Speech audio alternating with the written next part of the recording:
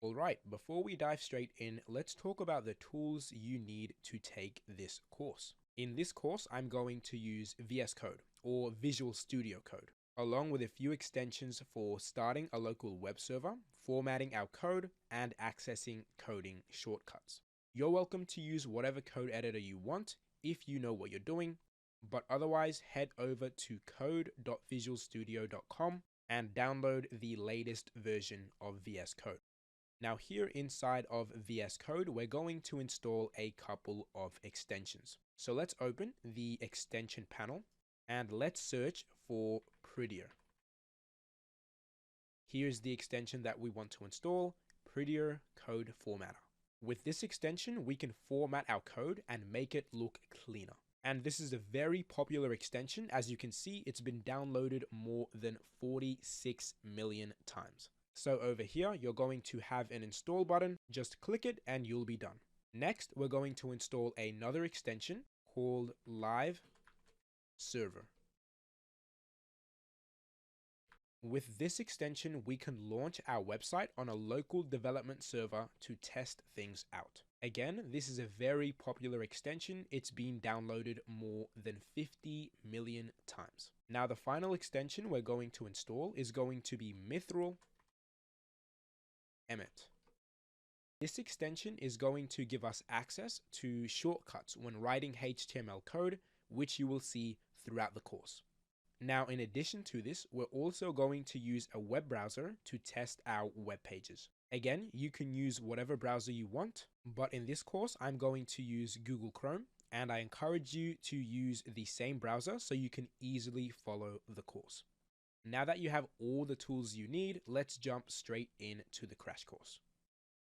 Hey, what's up? Welcome to the React crash course here at ASAP Frontend. In this video, you'll be learning absolutely everything you'll ever need to know about React. So that's what React is, why you hear everybody and their mum talking about it, and of course, how to actually use React. So let's not waste your time anymore and jump straight into this crash course. But first things first, there's a couple requirements that you're going to have to meet before you go through this crash course. This video is going to require you to be comfortable with HTML, CSS, and JavaScript. So if you've gone through the entire roadmap here at ASAP Frontend so far, you'll definitely be good to go. Other than that, you don't need to know anything else. In this video, I'm going to be teaching you React as if you're an absolute beginner, so you don't need any prior experience in React. Otherwise, if you aren't comfortable with HTML, CSS, and JavaScript, no worries at all. We have free crash courses here at ASAP Frontend that'll walk you through everything you need to know. So now that we have that out of the way, let's start off with a little bit of an introduction to React. So what is this thing that everyone won't stop talking about?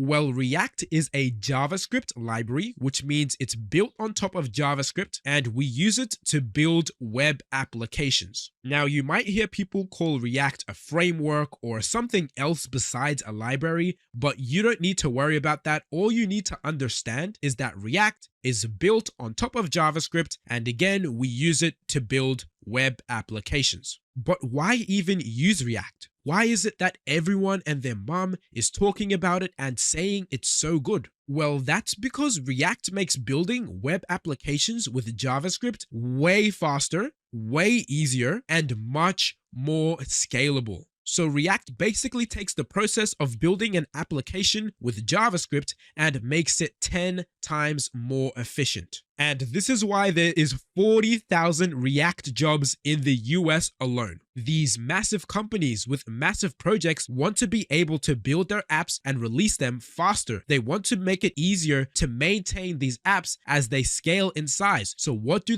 They hire developers who can code in React. And because these projects are so massive and they have so much money in them, the salaries for React developers are through the roof. So right now we're in a point in time where good JavaScript and React developers are in massive demand. And this is why I was able to land an $80,000 software engineering job at 16 years old. It's not because I'm special or a genius or anything. It's just because the market needs good JavaScript and React developers so bad. So all you need to do in order to get to these 100K salaries is hustle your ass off and get an internship, get a junior role. And once you get that junior role, you're naturally going to be learning so much more. And 6 months, 1 year, 2 years down the line, you'll build up to these 100K salaries, no problem, and your life will literally be on easy mode. So now that you understand what React is and why it's so important to learn if you want to land a high-paying job as a developer, let's actually jump into how you can create your first React app. So the first thing we are going to do is open the terminal on our computer, and we're going to type in node, so Node-V. Hit enter, and this will tell you the version of Node.js you have installed on your system, which is required to create a React app. So if you see a version number like this, that means you have Node.js installed on your system and you should be good to go, no worries. Otherwise, you're going to have to go ahead and install Node.js. So in order to do this, just head to nodejs.org and install the recommended version for most users. So that's this version on the left right here. So at the time of recording this video, it's 20.10. It could be different for you, which is no worries at all. It's not a big deal. So once you've installed Node.js, head to your terminal, type in node-v again, just to check if you've installed it correctly. If you have, you should see a version number just like this. So now that we've done that, the next thing that I'm going to do is cd into my desktop. And what that's going to do is just make sure that when I do create my React app, it's going to show up over here with an icon. And now what I'm going to do is head over to this website, veetjs.dev. And what we're going to do is click on this Get Started button and scroll all the way down to where it says Scaffolding Your First Vite Project.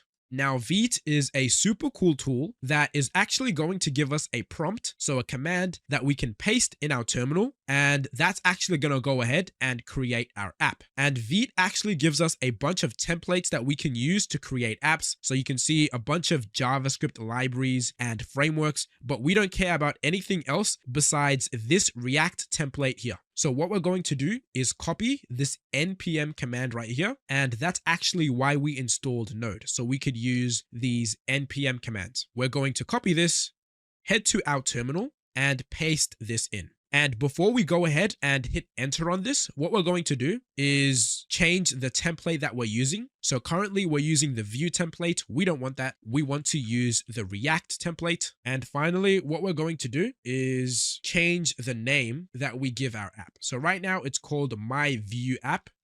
Let's call it something like React Course. And now we have the name of our app, and we're using the React template. We can go ahead, hit enter, and this is gonna create our React app. So this command has created a React app inside of my desktop. So if I head back, I should see a new folder called React Course. Now all we have to do is open up this app in VS Code. So I'm gonna open up VS Code, drag and drop this folder straight in. And just like that, we've created our first React app. Now, there's just one last thing that we have to do whenever we create a React app with Vite, and that's to head into our terminal. So by clicking Ctrl-J or right-clicking on the sidebar and hitting Open in Integrated Terminal, and we have to run the command npm install and then hit enter.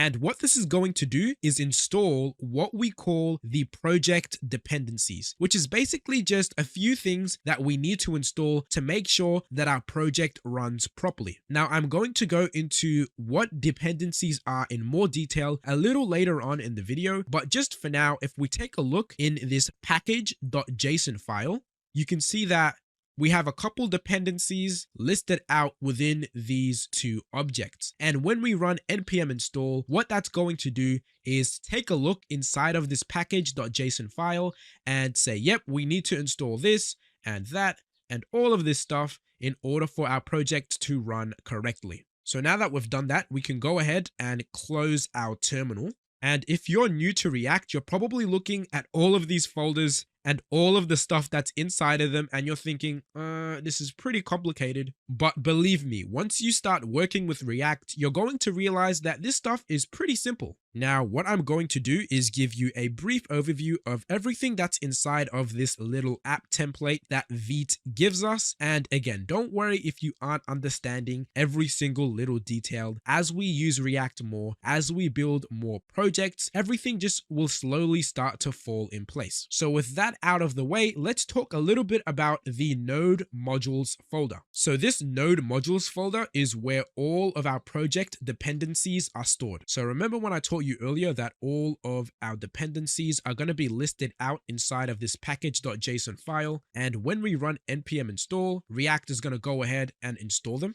Well, they're all going to live inside of this folder, and you'll never really need to go into this folder and do anything. Just know that it's there and it's storing all of our dependencies. The next thing we have is our public folder, and this is nothing crazy. It's just, as you can see, where we're going to be storing a lot of our assets and images and graphics. So now let's close this up. And the next thing we're going to be covering is this source folder. Now, this source folder right here is the bread and butter of our React app. 99% of the code that we write is going to be going inside of this source folder. So if we open up this app.jsx file, you're going to get your first look into what we call a React component looks like. Now, we're going to come back to this and talk about it more in detail later on. So what I'm going to do is close this out and cover the rest of what is inside of the source folder. But before we do that, let's actually open up our React app in a live server just so that we can see how everything looks. So you might be used to clicking on the HTML element and hitting open with live server, but that's not how we do it in React. How we open up a live server in React is we open the terminal, so Control J, or right click and hit open in integrated terminal, and we type in npm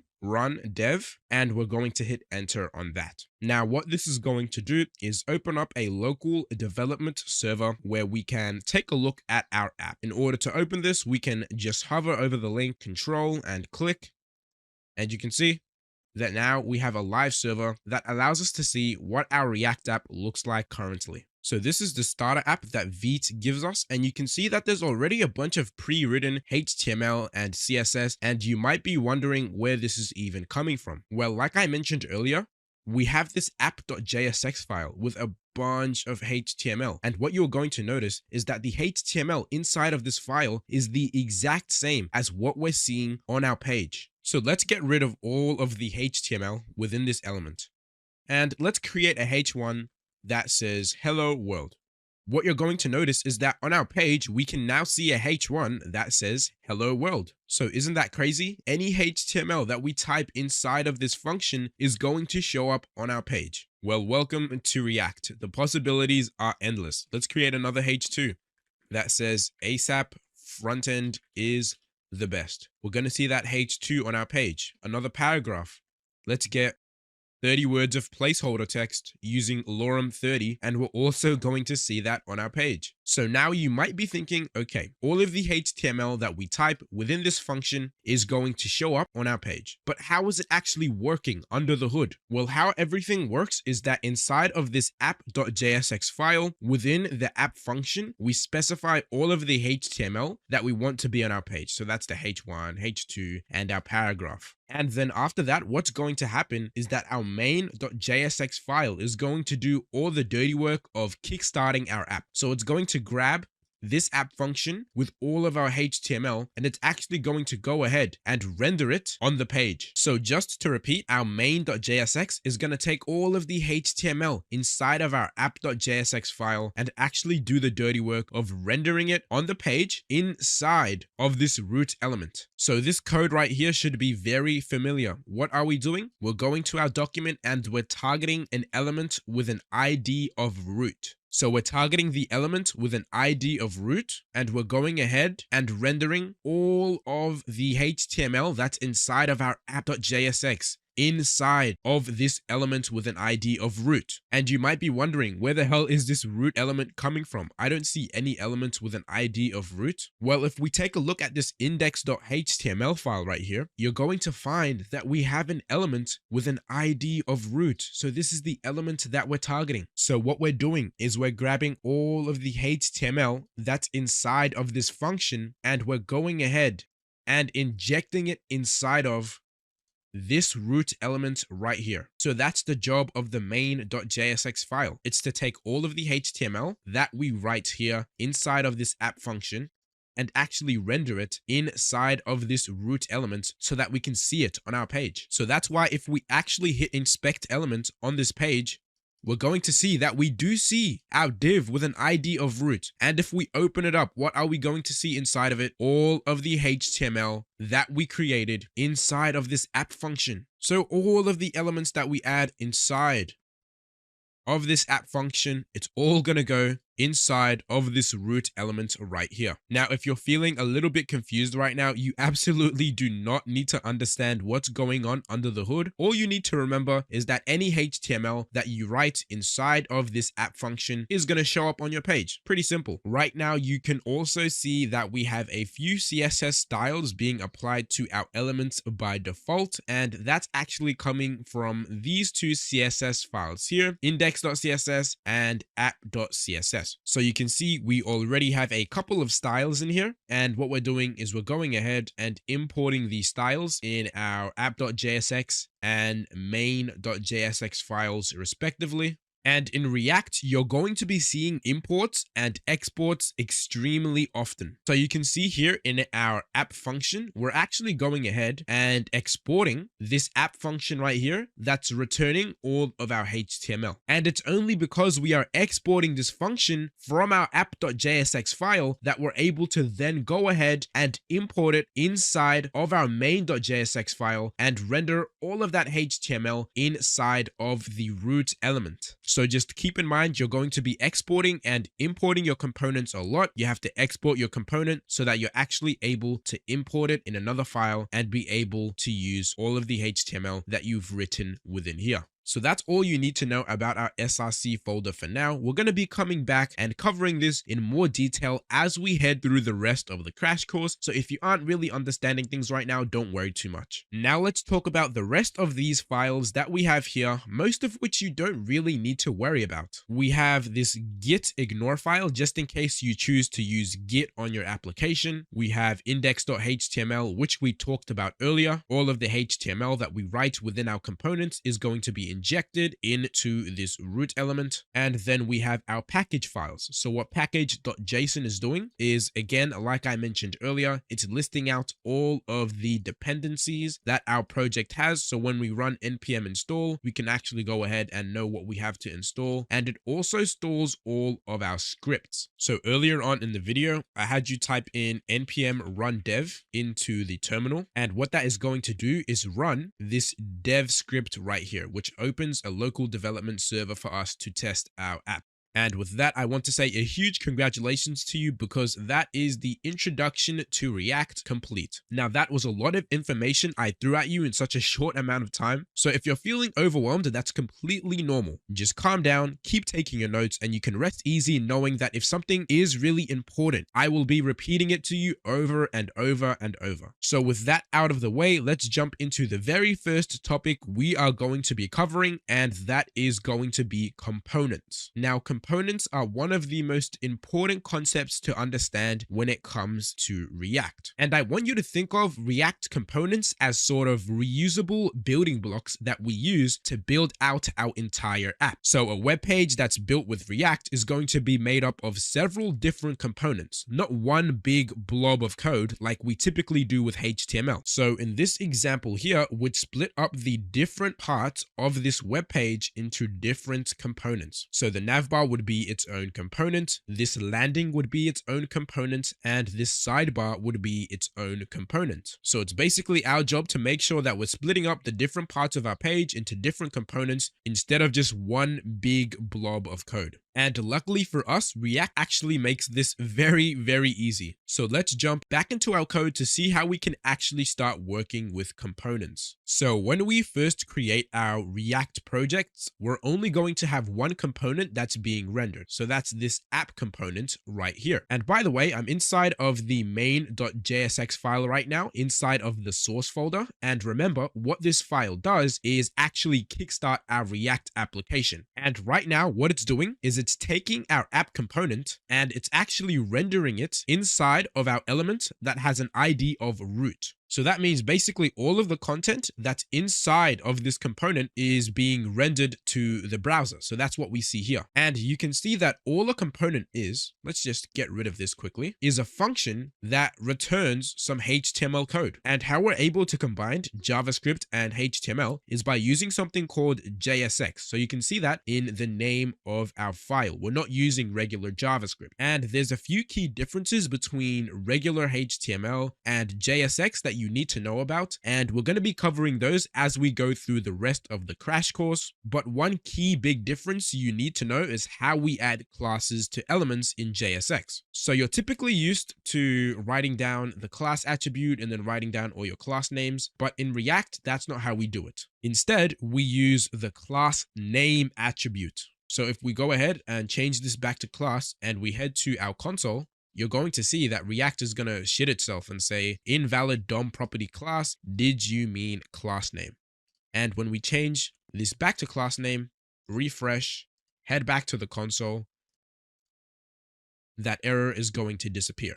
Now, once the element is rendered on our page, React is actually going to convert this class name into just class. So if we go ahead and inspect element, we're going to see that we see a class of title. So we don't actually see this class name. But just remember, when you're writing your code, you have to use this class name property. Now, the last thing I want to talk about before we jump into creating our own functions is, again, this export right here. So at the end of the file, we always want to export our component function. So we're exporting our components from our app.jsx file. And because we are doing that, we're able to import it inside of our main.jsx file and actually use it. So in a nutshell, all a component is a function that returns some JSX. So that's basically HTML. And then at the bottom, we export our component so that we're able to use it in other files. Now, in order to build a better understanding of components, what we're going to be doing is building a little to-do list together. So let's get rid of all of the code that's inside of our app.jsx. So all of this HTML that we're returning, and let's also go to our app.css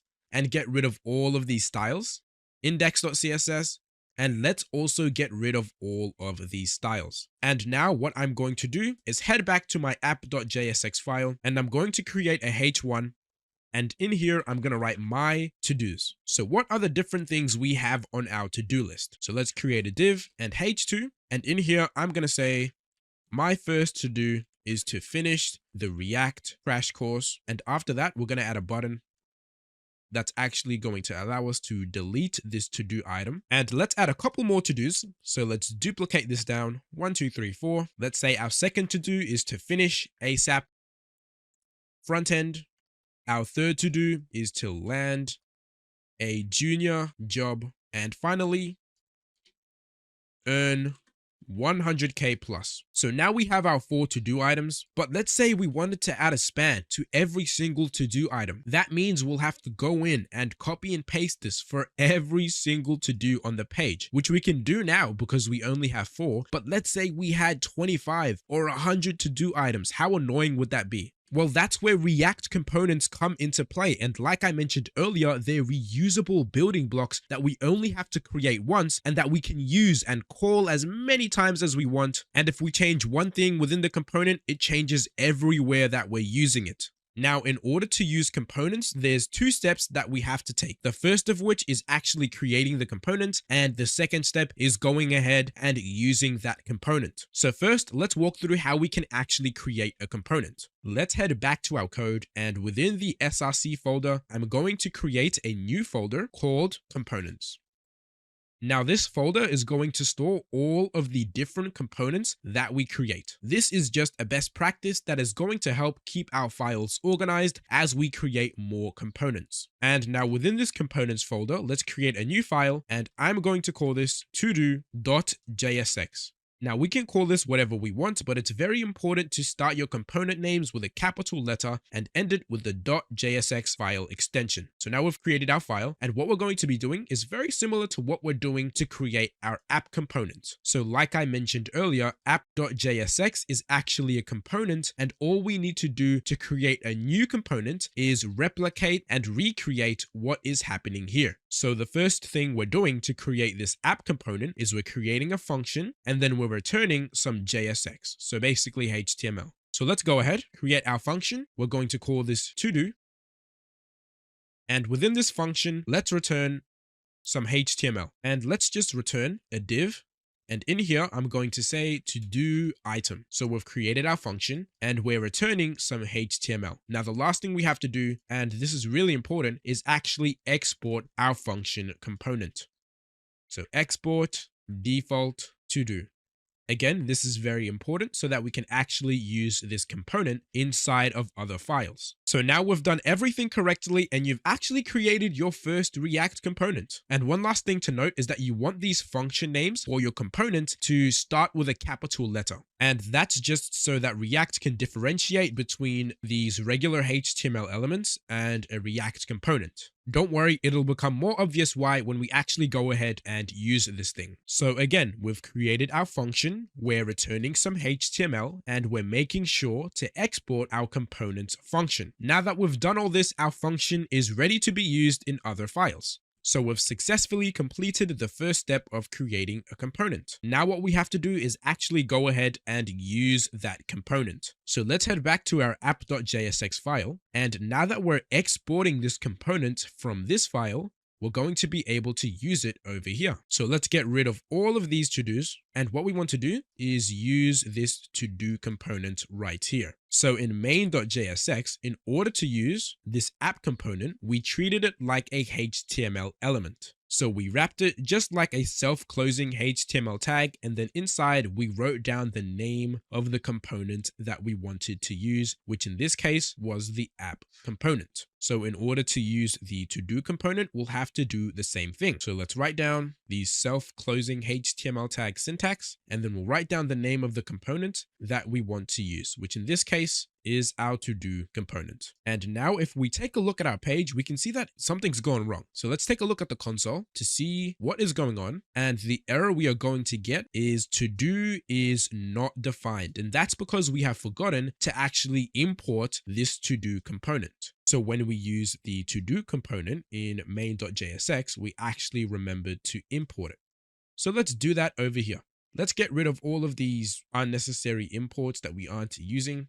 And let's say import to-do from components, so the components folder, and then we're going to go inside of that and grab this todo.jsx file. And if we take a look at our page now, it looks like something's gone massively wrong, and the error we're getting is failed to resolve import components todo.jsx from src app.jsx. And the reason this is happening is we can't actually import files this way in React. And what I mean by that is in your HTML, you're probably used to importing files using something like this. And this is what we call absolute file paths. And in React, this is a big no-no, because in React, you only use these absolute path names when you're importing some sort of dependency like React or React DOM. But when you're importing other files from within the codebase, you have to use relative file paths or React is going to shit itself. So from now on, we are going to be using relative file paths to import the different files that we need. And in this case, if we want to import this to-do component using relative file paths, what we have to do is add a ./ on the front of it. And what this / is saying is search for this file in the current directory that I am in. So app.jsx is currently within the src folder. So what this is saying is, hey, within the src folder, let's go within the components folder and grab to-do.jsx. And now if we take a look at our browser, we can see that our to-do item is actually rendering out on our page. Now, if we want multiple to-do items on our page, all we have to do is duplicate this component. And you can see we now have a couple of to-do items. And now you're going to see if we ever want to change what's inside of our to-do items, all we have to do is change it within this one component. And that change is going to be reflected across all of the different to-do items on our page. Now, I don't just want my divs to say hello world. So what I'm going to do is within this div, just like we had earlier, I'm going to have a h2 with a to-do item. And then of course, our button. And would you look at that? All of these different changes that we added are being reflected across all of our different to-do items. That is the power of React. And now what we're going to do is a quick little exercise to make sure you understand everything you just learned. What your task is going to be is to take this H1 and create a new component for it inside of this folder. And then once you're done with that, take that component and actually render it inside of app.jsx. This will definitely be a fun little exercise to apply everything you've learned so far. So definitely pause the video and give this one a shot. Hey, welcome back. Hopefully you managed to find the solution. All we have to do is head inside of this components folder, create a new file. I'm going to call this to-do title.jsx. Now that we've created our file, how do we actually go about creating our component? Well, we just create a function.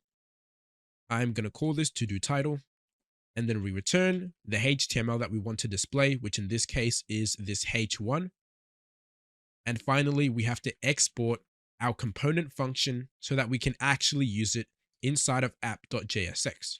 So export to-do title. So that's step one complete. We've successfully created our component. All we have to do now is go ahead and actually use this. So we're going to import to-do title from, and we have to make sure we're using relative file paths. So app.jsx is within the src folder. So this is saying within the src folder, let's search for the components folder, and within that, let's grab the to-do title.jsx file. And now that we've imported it, all that we have to do is actually render out the component. And if we take a look at the browser, our component is now rendering out on the page. And if we change anything within here, that's also going to be directly reflected on our page. And that's pretty much everything you need to know to get started with components in React. There's two parts to components. There's creating a component, and then there's actually using a component. In order to create a component, what do? We create a new file. We create a function inside of that new file. We return some JSX inside of that function, so basically HTML, and then we make sure to export that component function so that we can actually use it in other files. And now that we've created our component, in order to use it, what we have to do is import the file at the very top and then actually go ahead and render out the component. Now, like I said, that's pretty much everything you need to know about components. But before we move on to our next topic, let's quickly add a little bit of styles to our to-do items so that they look decent. So I'm going to quickly head to my app.css file, and I'm also going to open this to-do.jsx file. And what I'm going to do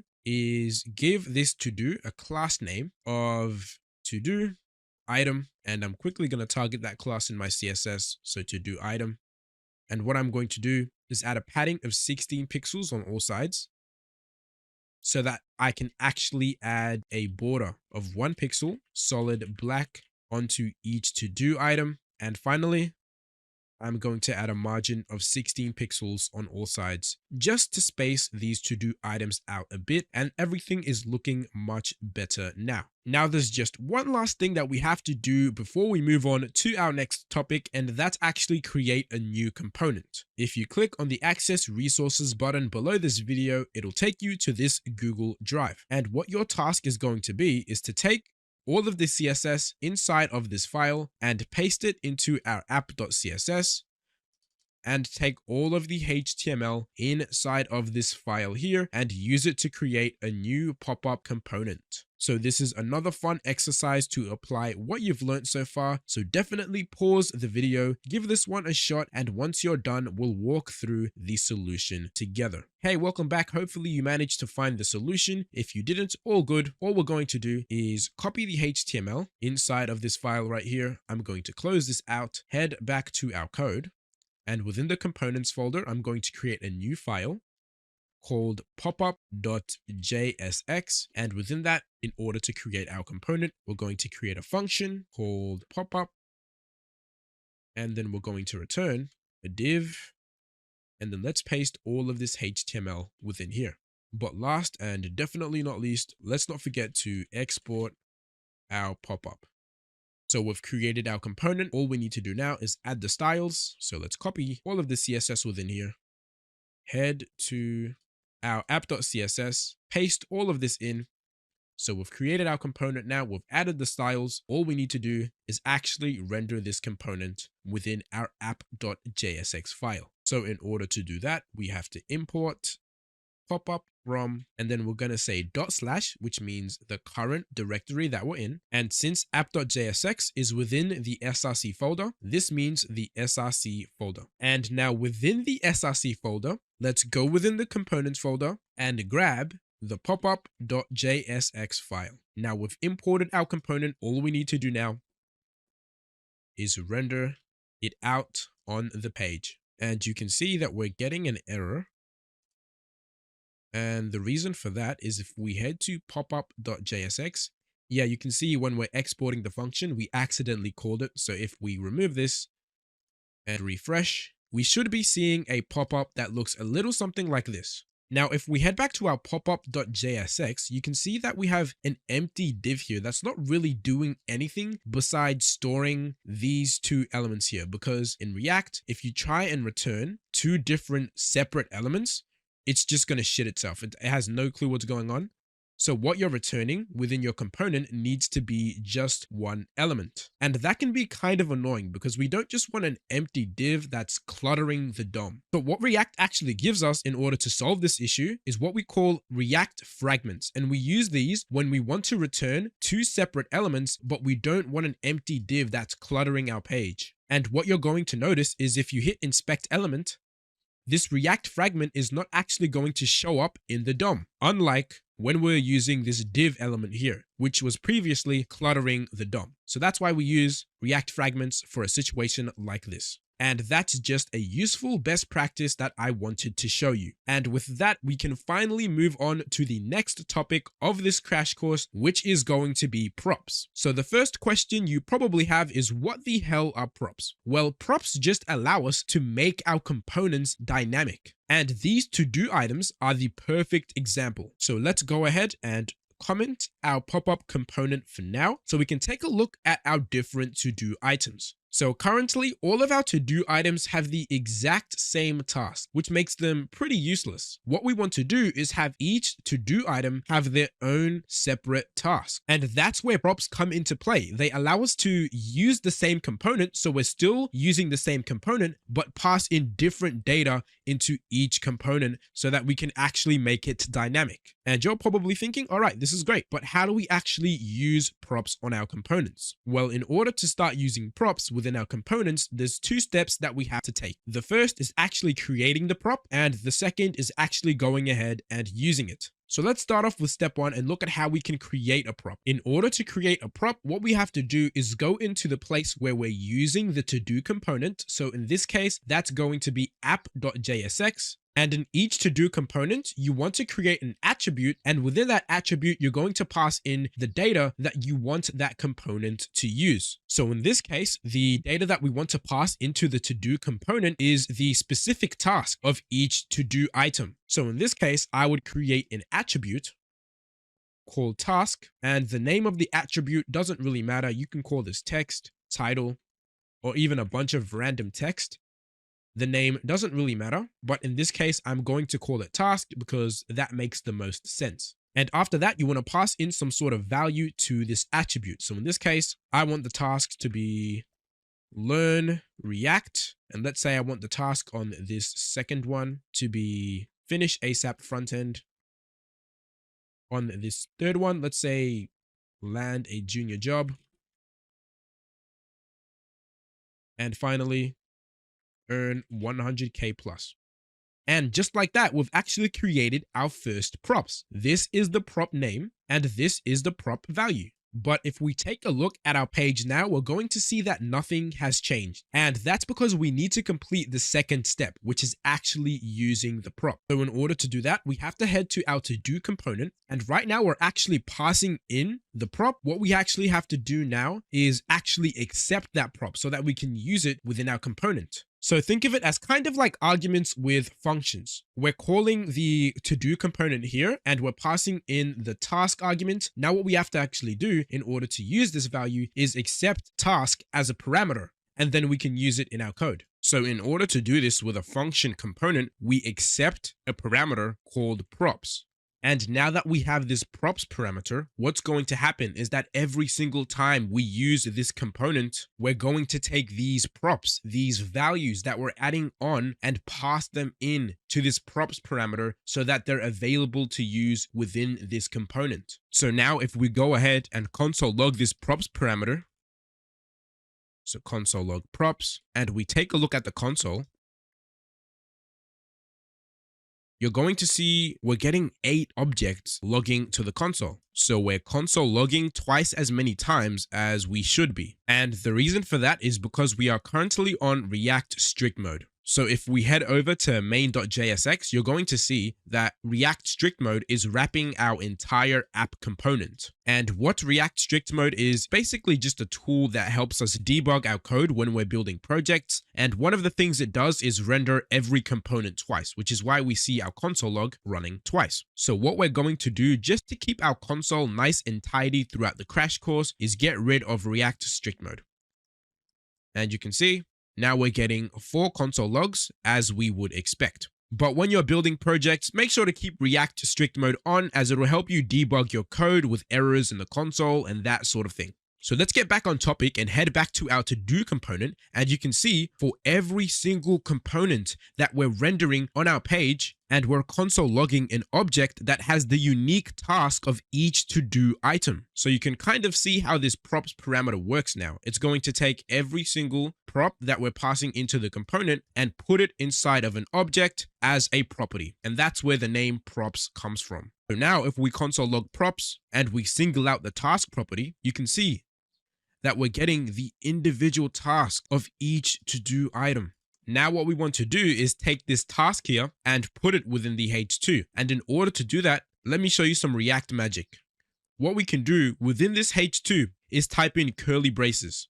And what these curly braces allow us to do in JSX is output any JavaScript value inside of our HTML. So in this case, we want to output the props.task. And now if we take a look at our to-dos, you can see learn React, finish ASAP frontend, land a junior job, and earn 100K plus. So we have 4 completely different to-do items, but we're still reusing the same component. But now our tasks are completely dynamic because we used props. And these are the 2 biggest parts that you need to understand when you want to use props in React. So if you want to create a prop, what do? When you're calling the component, you pass in an attribute just like so. So you write down the name that you want your prop to have, $, and then you pass in the value that you want your prop to have. And these values aren't just limited to strings. You can use the curly braces I told you about earlier to pass in any JavaScript value as a prop. So that's numbers, booleans, arrays.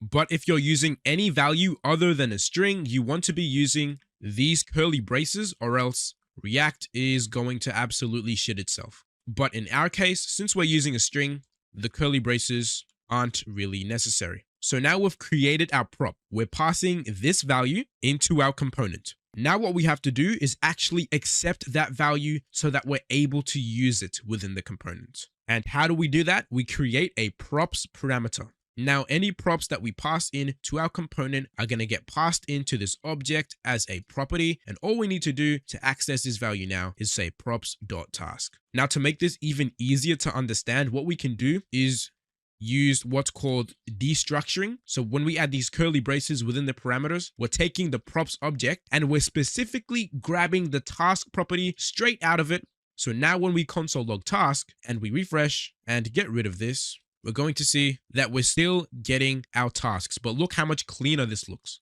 So instead of using the props parameter, what we can do is we can use what's called destructuring. So we use these curly braces within the parameter, and then we rip our task property straight out of the object. So now let's write down a couple of notes. When we want to create a prop, what do? We pass in a property name and value to our component. And now that we've created our property, how do we actually use it? Well, within our function component, what do? We accept the property name inside of the parameters, and we're using these curly braces to rip the property straight out of the props object. And finally, we've created our prop. We're accepting it into our function component. Now all we have to do is go ahead and actually use it in our code. Now in React, we aren't just limited to one prop. We can actually use as many props as we want. And let me show you how to do this. So in order to add another property onto this component, all we have to do is add a space and then create another prop as we normally would. So I'm going to write down a prop with the name of description equals, and I'm going to pass in a value of code along and take notes. And in order to just make our code that little bit cleaner, I'm going to create a new line for every single prop. Now let's do the same for the rest of our components. So let's add a description and let's say 3 hours every day. New line, and let's also say description applied to jobs 2 hours every day, and description equals live life and relax. And just like that, we've created a second prop for all of our components. Now what we have to do in order to actually use these new props in our code is accept them within our to-do component. And how we accept multiple props is we go to the first prop that we're accepting, comma, space, and then the name of the second prop that we want to accept. So now we've created this description prop.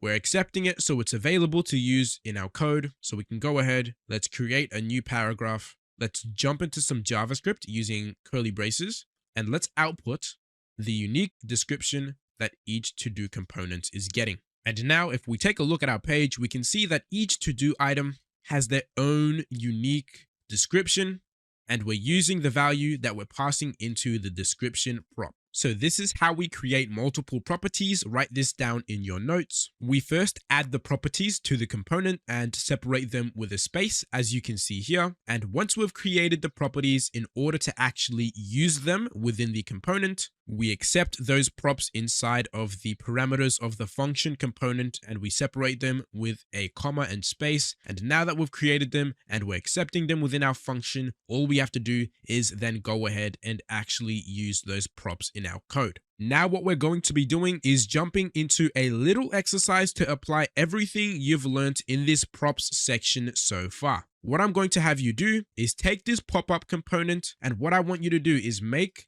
this title here dynamic. So when I'm using the pop-up components, I want to be able to pass in a value and that value be displayed within this title.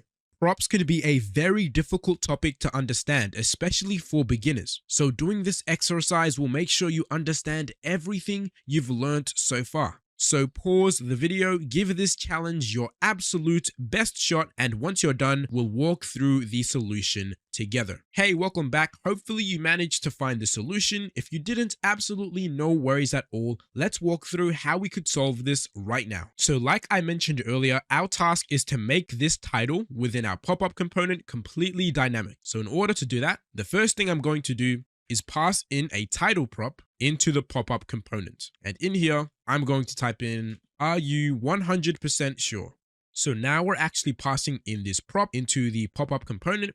Now all we have to do in order to use this value is actually accept it within our component. Now we can do this by either accepting the props parameter, and that's going to give us an entire object with our prop inside of that. But the cleaner way we can do this is by actually destructuring that props object and grabbing our title prop straight out of it. So now we've created our prop. We're accepting it within our component. Now all we have to do is actually go ahead and use it. So I'm going to get rid of this hard-coded title. I'm going to jump into some JavaScript, and then I'm going to use this dynamic prop right here as our title. And you can see we're passing in "Are you 100% sure?" as our title, and take a look at what is outputting on our page. "Are you 100% sure?" And if we change this to "Are you 1,000,000% sure?" those changes are going to be directly reflected on our page. So by now, I hope you're starting to see a little bit of why components and props are so powerful. And before we move on to our next section, feel free to pause the video and play around with these props and components just to build a better understanding of what you've learned so far. But all you need to remember is we create a prop,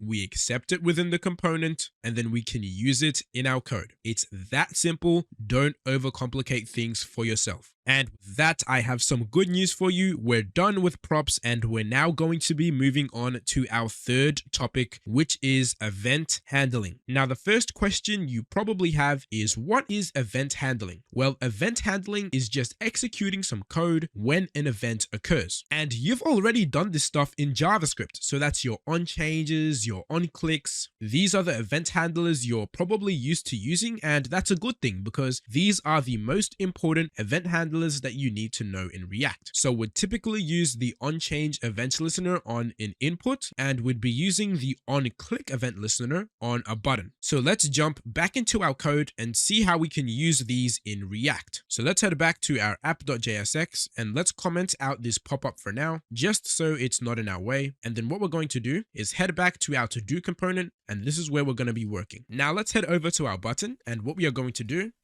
is we're going to add an on-click event listener. And what you're going to notice is that we're actually using camel case for our event listeners. So that's a capital C. So this is the way that we write event listeners in React. And then after that, we're going to say =, curly brace. And then it's within these curly braces that we define what we want our button to do on click. So within the curly braces, we pass in a callback function, and it's within this callback function that we write down all the code that we want to be executed when we click on our button. So in this case, let's just console log button clicked. And let's also get rid of this console log at the top here, just to clean up our console a little bit. And now what you're going to notice is that whenever we click on our button, this code is going to run. Our console log is going to run. And what we can also do to keep our code very clean, because you'll notice if we're performing several tasks inside of this callback function, things get messy very fast. So what we do is we head up to the top here, and inside of this function, we're going to create another function. And I'm going to call this handle click. And let's say when this function is run, we're going to console log button clicked. And instead of directly running the console log within the callback function, what we can do is we can just run the handle click function whenever the button is clicked. And let's get rid of these curly braces since we are only performing one line of code.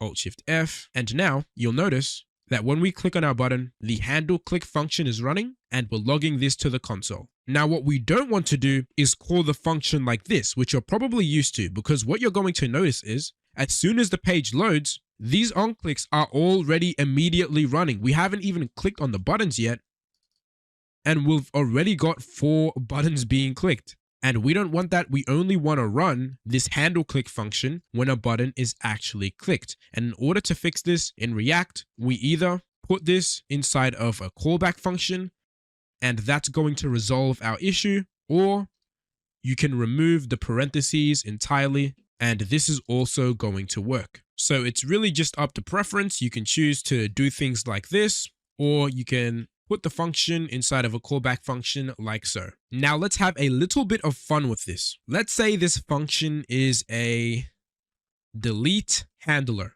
and let's also run this function down here.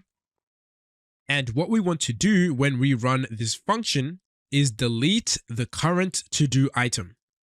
So let's say delete and then the current task of each individual to-do item. Now let's go ahead and try this out. If I click on this button here, we're going to delete the Learn React to-do item. If I click on this button here, we're only going to delete the Land a Junior Job to-do item. So these props that we pass into our component, we can truly use them anywhere within the component. And we can literally do anything we want with them. For example, let's grab this task prop and let's grab the first character of every single task. And what we're going to see when we run this function, delete L, delete F, delete L. And this works because we're passing in a string into the task prop. So we can treat this just like we would any regular string.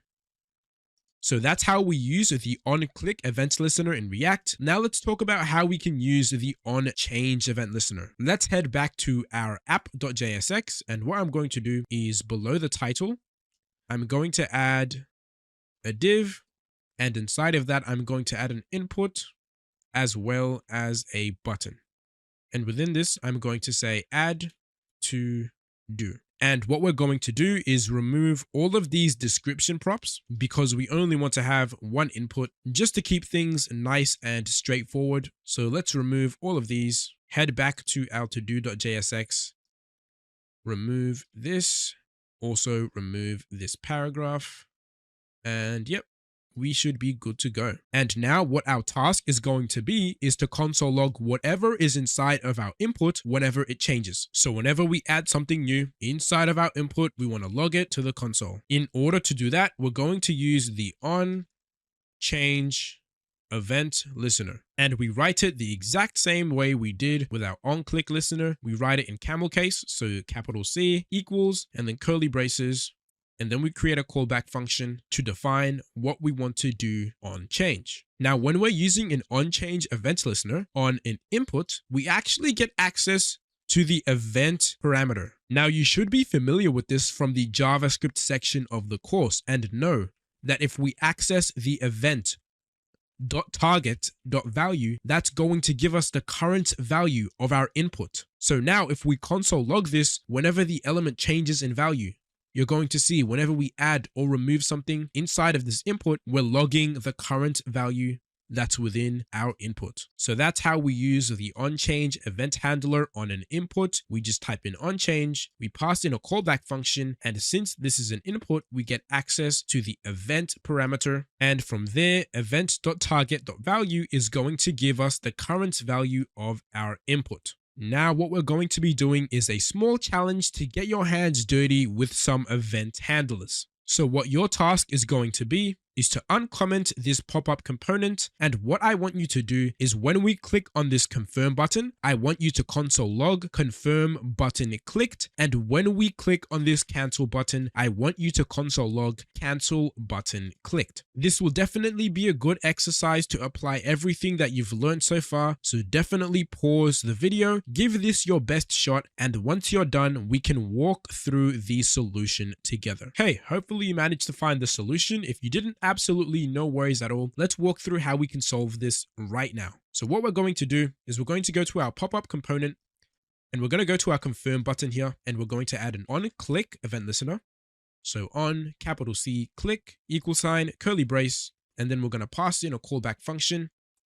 And within here, we're going to console log confirm button clicked. And then in our cancel button, we're going to add an onClick event listener.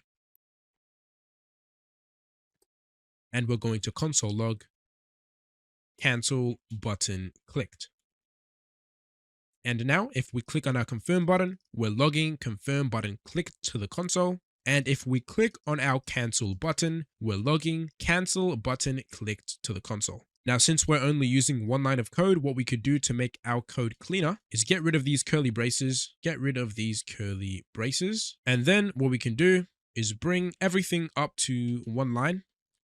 So just one line of code. Bang. Do the same for our confirm button. And now we can hit Alt, Shift, and F. Prettier reformats our code, and it's looking absolutely beautiful. And with that, that's pretty much everything you need to know about event handlers in React. You write down the name equal curly braces, and then we pass in a callback function, and it's within that callback function that we specify the action that we want to run when this event occurs. And with that, we're going to be moving on to the next topic of this video, which is going to be React hooks. Now, this is definitely going to be one of the more difficult parts of this video, but just buckle up, pay attention, code along with what I'm doing, and take your notes, and you're going to be fine. Now, what you need to understand is that there is a bunch of React hooks out there, and the best way to learn them is by building projects and learning them on the fly. But there's a couple React hooks that you need to know right off the bat because they're just that important. There's two to be exact. There's useState and there's useEffect. These are the React hooks you're going to be using 90% of the time. And just with these, you can build some really powerful apps. But just a heads up, these can be fairly difficult to understand for beginners. So don't stress if you don't understand my explanation right away. As we go through the rest of the course, you're going to be getting a ton more practice with these hooks. So don't stress, just take your notes, code along, and you're going to be fine. So now that we have that out of the way, let's jump straight into this and start off by talking a little bit about what the useState hook is. The useState hook is how we create variables in React. So think of this as just a fancier way to create variables. And the reason why we use useState instead of a regular JavaScript variable is that whenever the useState variable changes in value, it's actually going to re-render our entire component. And that's actually extremely useful. For example, if we head over to the car rental website you're going to be building after you watch this video, we use a useState variable to track the value of this select element. So whenever we change the value of this select element and hence change the value of the useState variable, you're going to notice that this entire component holding all of our vehicle models is going to re-render, and the cars are going to resort themselves based on the new value of this useState variable. Now, I know you're probably feeling confused as hell right now, and rightfully so. The useState hook is pretty hard to teach through words. It's best taught through an example. So let's jump back into our code so I can show you what I mean. So currently, our pop-up is showing on our screen. And in order to open it or close it, what we've been doing so far is just commenting it and uncommenting it. But we don't really want to do that. What we want to do is make it so when we click on this delete button right here within the to-do items, then we want to open up the pop-up asking us if we're sure we want to delete this to-do item. This is what we call conditional rendering, and it's when we want to render an element, so show it on the screen based on whether a condition is true or false. So in our case, we want to show the pop-up when the delete button is clicked, but if the delete button has not been clicked, well then we don't want to show the pop-up. So let's figure out how we can conditionally render this component. So the first thing I'm going to do is go to the top of my function, and before the return statement, I'm going to create a variable called popup open, and this is going to be equal to true. And now what we have to do to conditionally render a component in React is wrap it in curly braces. And within these curly braces, we can actually write some JavaScript now. So I'm going to check, is this popup open variable equal to true?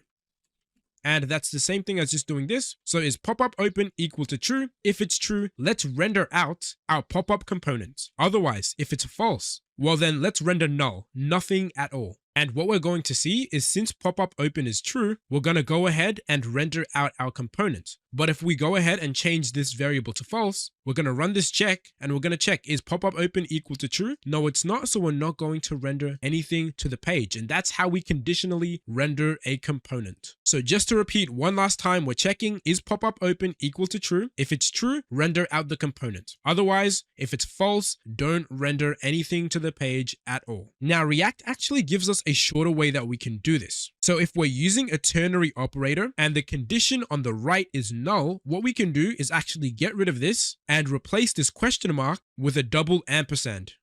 So that's this double and symbol. And what you're going to notice is that this is going to give us the exact same functionality. So if we go ahead and set popup open to true, our component is going to get rendered out. But if we set it to false, our pop-up is going to disappear. So this is just a quicker way to do things, but if you're a beginner and this confuses you, there's absolutely no problems with just using a ternary operator. I just wanted to quickly show you this because we're going to be using it a ton more throughout the course when we build projects and that sort of thing. So now we're moving in the right direction. When pop-up open is equal to true, we're seeing our pop-up. And when pop-up open is equal to false, our pop-up is not being rendered. Now let's try and make it so when we click on any of these buttons, let's say this add to do button, we render the pop-up on the screen. So we set pop-up open to true. So in order to do this, let's create a function called toggle pop-up. And what we're going to do within here is we're going to set pop-up open to the opposite of what it currently is. So if pop-up open is false, we're going to set it to true. If pop-up open is true, we're going to set it to false. And after that, let's console log the value of pop-up open just so we can get an idea of what's going on. And now what I'm going to do is head down to this button here. And let's say on click, we're going to go ahead, pass in the callback function, and we're going to run this function. So now whenever we click on this add to do button, we're going to be running the toggle pop-up function. Now let's give this a shot and see what we get. So you can see whenever we click on this button, we are running this toggle pop-up function and we are setting pop-up open to true and false and true and false. So we're setting it to its opposite Boolean every single time we run the function. But we can see that our pop-up component is not actually rendering. Pop-up open is equal to true. And we know it's true because look at this. Look what's logging in the console. But our pop-up component is still not rendering. So why is this happening? Well, that's because regular JavaScript variables, so that's this pop-up open variable right here, are not reactive. And what I mean by that is that React doesn't actually watch this variable here for changes, and it doesn't react to it changing. So when the value of this variable does change, React is not going to be triggered to re-render this component based on that new value. It's not going to be able to go ahead and say, hey, pop-up open is equal to true now, so let's go ahead and render this component. Everything is going to be continued to be rendered based on the value that we started off with, and that's false. So if you have a regular JavaScript variable, React doesn't care what you do to it. It doesn't care what you change it to. It's not going to change what we show on the page. Now, in order to fix this, we need to make this variable reactive. So when we do change its value, React actually does go ahead and re-render the component with that new value in mind. And this is where the use state hook comes in to save us, because it allows us to create those reactive variables. So let's walk through how we can actually go ahead and use useState. So the first thing we have to do is actually go ahead and import the useState hook. So we're going to say import curly braces. We're going to import the useState hook from the React library. So this is how we import our React hooks. We say import curly braces, and then you put all of the hooks within these curly braces from React library. The next thing we're going to do is get rid of all of this code here. This is not how we do things in React. Let's also get rid of this onClick, and we're still getting one last error, and that's at the bottom here.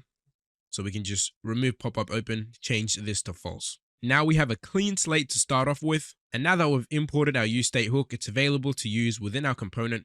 So in order to use it, we type in useState parentheses. So this is actually a function. And the argument that we pass in within the parentheses is going to be the default value of our variable. So just like we'd create a variable, and we would pass in an initial value of, let's say, false, we do the same with the useState hook. So by default, we want our pop-up to be closed. So I'm going to give our useState variable a default value of false. So initially, we don't want to see our pop-up, so we give it a default value of false. Now this useState hook returns to us an array with two values inside of it. So I'm going to store that array inside of a variable. And what we can do is use array destructuring to directly grab the two values within that array out of it. So the first value in the array is going to be this initial value, and we can call this anything. I'm going to call this pop-up open.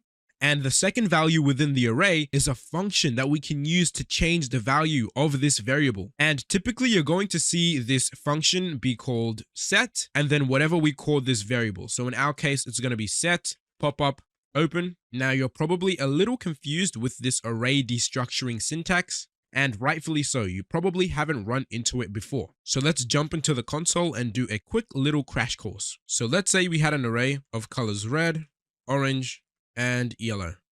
And now let's say we wanted to store this first value in the array in a variable called first color. So in order to do that, we use the array destructure in syntax, and we store it inside of the first color variable. And the same with orange. Let's say we wanted to store it in a variable called second color. Add a comma,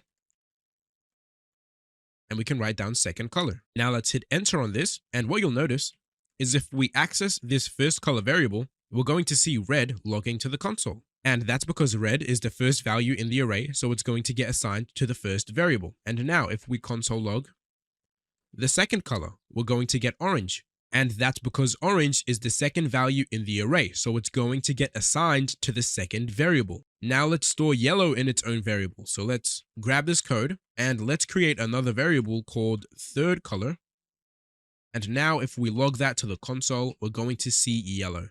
And that's because yellow is the third value, so it's going to go to the third variable. So just to recap, useState returns to us an array with two different values, and we use array destructuring to grab those two different values. This one's going to be the first element, and this one is going to be the second element. This first value here is our piece of state, right? So that's our variable. And this variable is going to be assigned a default value based on whatever argument we pass in within these parentheses. Right now, this variable is going to have a default value of false. And I can prove this to you. If we head down here and we change this false to our pop-up open variable, you're going to see that our pop-up component is not rendering on the page, but if we change this default value to true, just like that, our component is now actually rendering.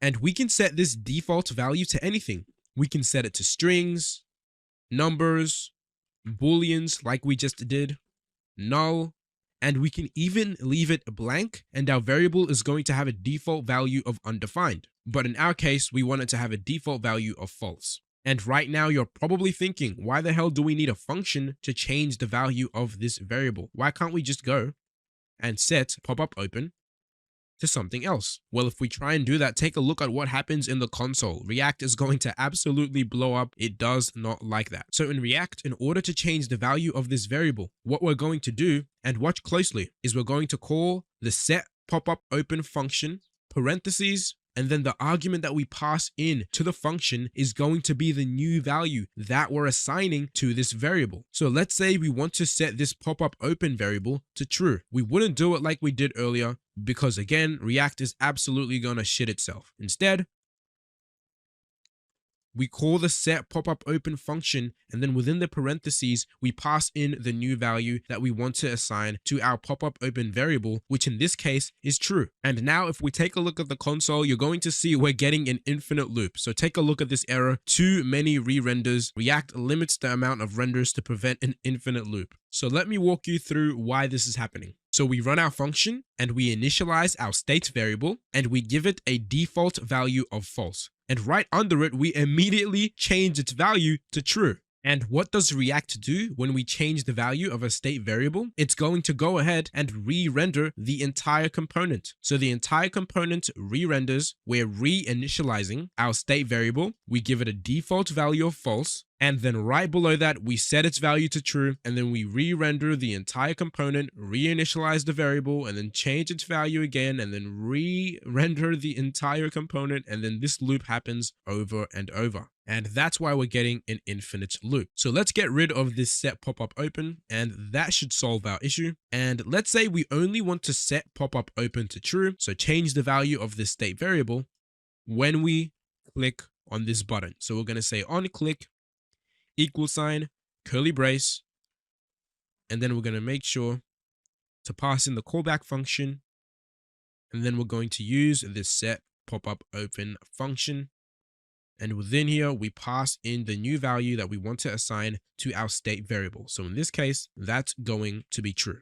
And now if we go ahead and give this a shot, you're going to see as soon as we click on this button, our pop-up is going to show up. Now, if you're new to React, you're probably finding this very confusing. But trust me, since we are going to be using the useState hook so often, you're going to adapt to this new way of creating variables fairly quickly. So just to recap everything we've learned so far, this first value here is going to be our variable, and whatever value we pass in within the argument of this useState hook right here is going to be the default value that we give to this variable. So in this case, our variable is going to have a default value of false. And this second value here is a function that we use to change the value of this variable. And we decide the new value that we want to give to this variable based on the argument that we pass in to this function. So in this case, our variable is starting off as false. And when we click on this to do button, we're going ahead and we're changing the value of this variable to true. So pop-up open is now equal to true, so we can see our pop-up on our screen. So now it's time for you to write down some notes. So the first value here is our state variable, and that's going to store the value that we are going to be using. And we decide the default value of this state variable by whatever argument we pass in to this useState hook. And the second value here is our function that we use to change the value of our state variable. And if we try and change our state variable using the normal way that we're used to, so that's state equal whatever, React is going to shit itself, so we have to use this function. This stuff is actually pretty simple. Don't overcomplicate things for yourself. All you need to remember is that this is my variable, this is how I set its default value, and then this is how I change it. That's it. Now what we're going to be doing is doing a little bit of a challenge to apply everything you've learned so far. So what your task is going to be is to create a counter component just like this one. So you're going to create the count variable and give it a default value of 0, just like so. And from there, you're going to create 3 buttons. One to increment the counter,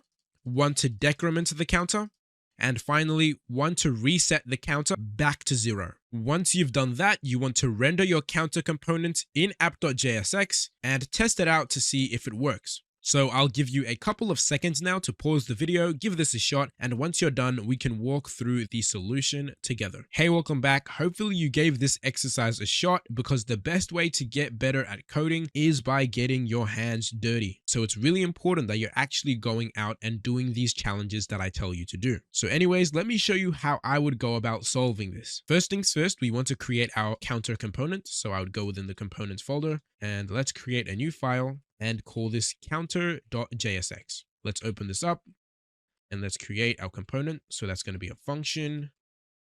Let's call it counter. And within here, let's return some HTML. So let's return a div. And inside of that, we're going to have a h1 that says counter equals, and we'll just leave it as 0 for now. We're going to have a button that says increment. And we're going to have 3 of those. So increment, decrement, and reset.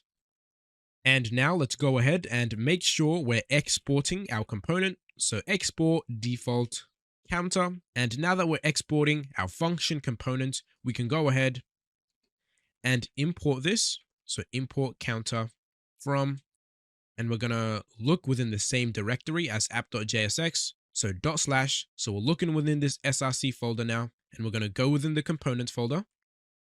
And then within that, we're going to grab counter.jsx. Now let's go ahead and return this function early. And we're going to return our counter component. And you can see that all of this code here is grayed out. So nothing after this return statement here is going to run. So now we have our counter component on our page, but these buttons don't seem to do anything. So we need to fix that. So let's head back to our counter component. And I'm going to add an on-click event listener on this increment button. So that's on-click, =, and then curly brace. And then within here, we're going to pass in the callback function. And let's perform a simple console log for now.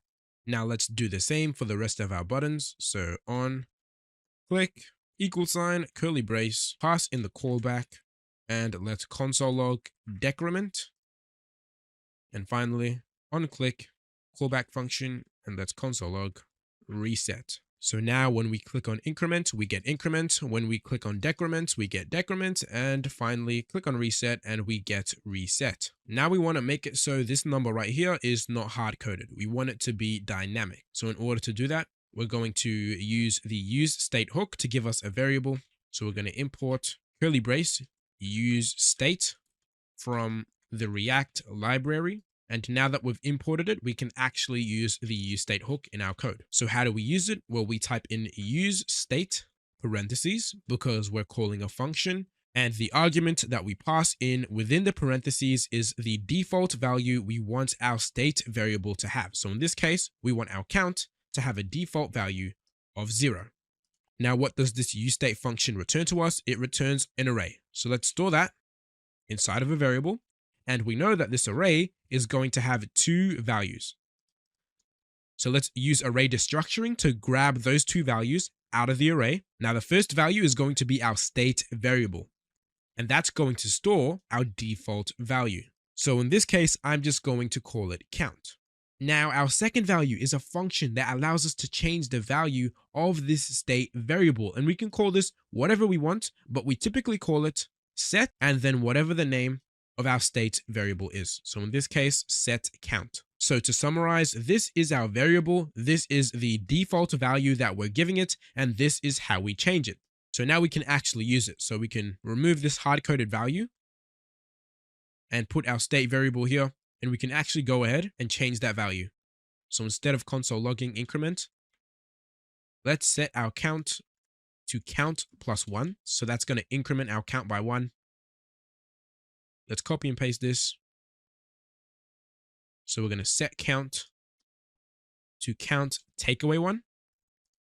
And then finally, to reset our count, we're going to set count back to 0.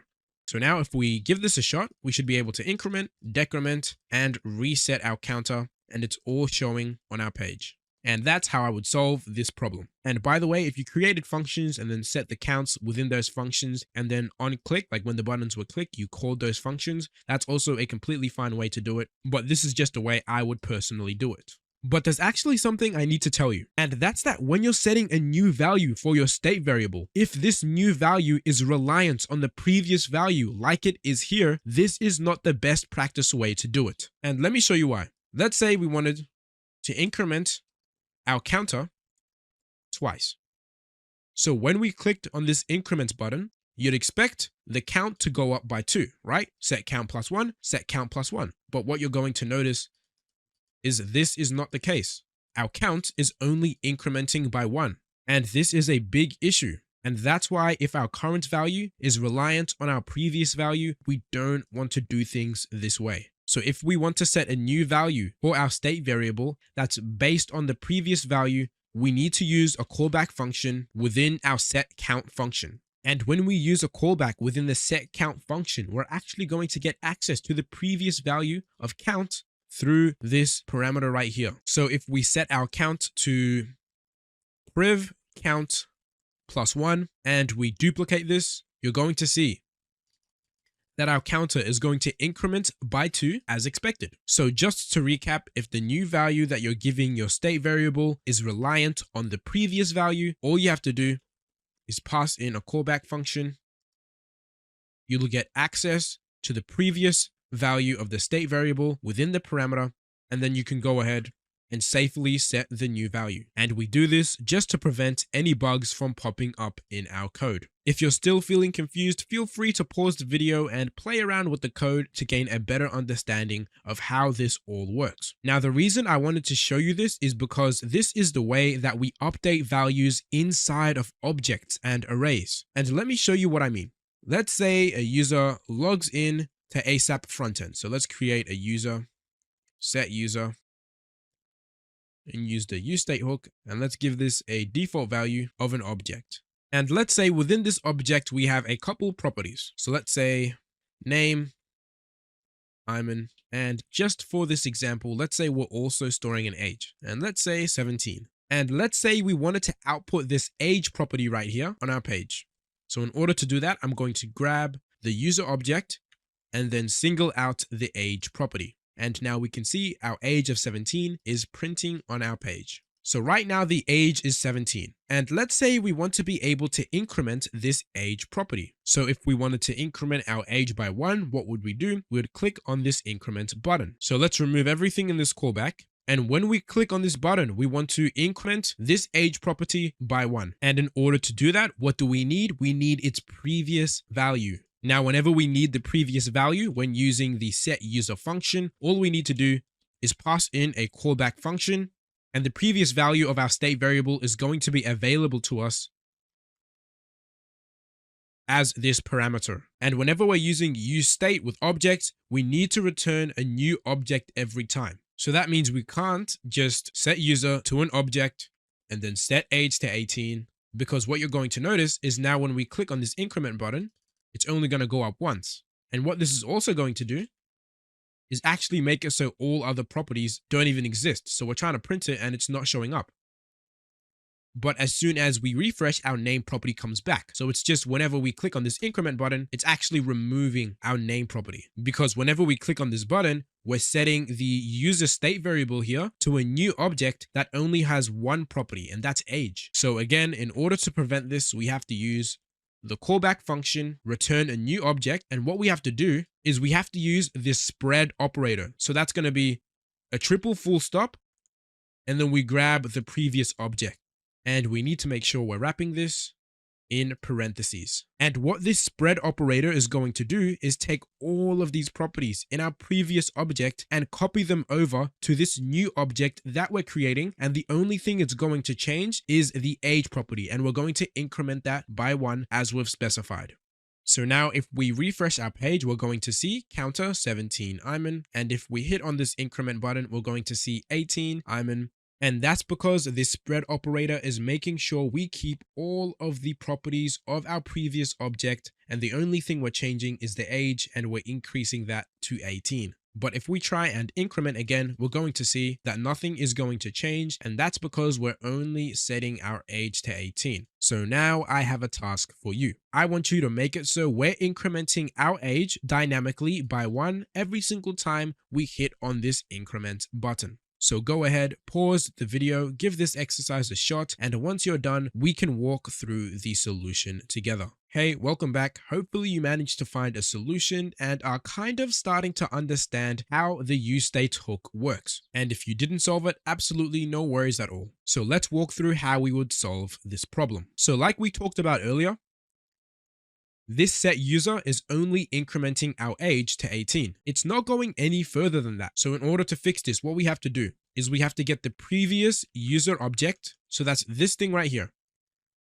And we want to single out the age property, and we want to increment that by 1. And that's the value we want to give our new age property. And now if we go ahead and refresh our page and we increment, you can see that we're dynamically increasing our age, incrementing it by 1 with absolutely no issues at all. So now let's do the same thing for decrementing our age. So let's remove all of the code that is within here.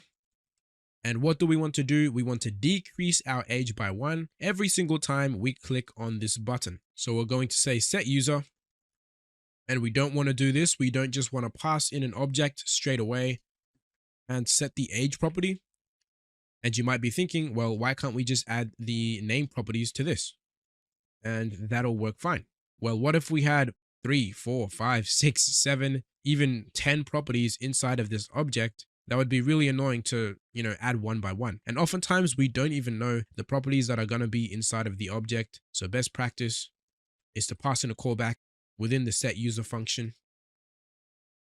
And we get access to the previous value, so the previous object within these parameters. And we can use the spread operator to do all of the dirty work for us. And we make sure to wrap these in parentheses. And for our age, we want to make sure that we're decrementing it by 1. So we're going to grab the user object, single out the age property, and then decrement it by 1. So now let's refresh our page and try this out. And you can see we're incrementing and decrementing our age property without any issues at all. So that's how we use objects in React. There's a few things you might want to write down in your notes. So step 1 is use a callback. within the set state function to access the previous value of the state variable. Step 2 is to spread all the properties of the previous object into the new object. And finally, once you've done all that, you can just change the property that you want to change. So for setUser, we use a callback function that gives us access to the previous object. We create our new object. We spread all the properties of this previous object into our new object, and then we change the property that needs to be changed. So this is something that's very important to understand because you could be doing this pretty often. So now that's pretty much it with objects. Now we're going to cover how to do the same thing with arrays. And lucky for you, once you understand how to do this with objects, arrays are pretty much the same thing. So you're going to find it very easy. So first things first, let's get rid of all of this code. We want to start off with a clean slate. So that's everything. And let's get rid of this too. And now what I want to do is I want to have an array, and I want that array to start off as empty, but every single time I click on increment, I want to add a string that says +1 to this array. And every single time I click on decrement, I want to add a string that says take away 1. And I want to be able to keep doing that over and over and over. So if I spam the increment button, we're going to get +1, +1, +1 in the array. And the same for the decrement button. So in order to do this, we're going to use the useStateHook, and we're going to give our state variable a default value of an empty array. And like we talked about earlier, the useStateHook is going to return an array with 2 different values. So let's store this array inside of a variable. And we know that the first value is going to be the actual value, right? So that's going to be our state variable, and it's going to have a default value of whatever we passed in within the argument, which in this case is an empty array. And the second value is the function that we actually use to change the value of this state variable. Now let's go to our buttons and add an on-click event listener to both of them. So increment, and we're going to console log +1. And let's do the same for our decrement button. So on click, curly brace, callback function, and let's console log -1 this time. And now let's remove this button.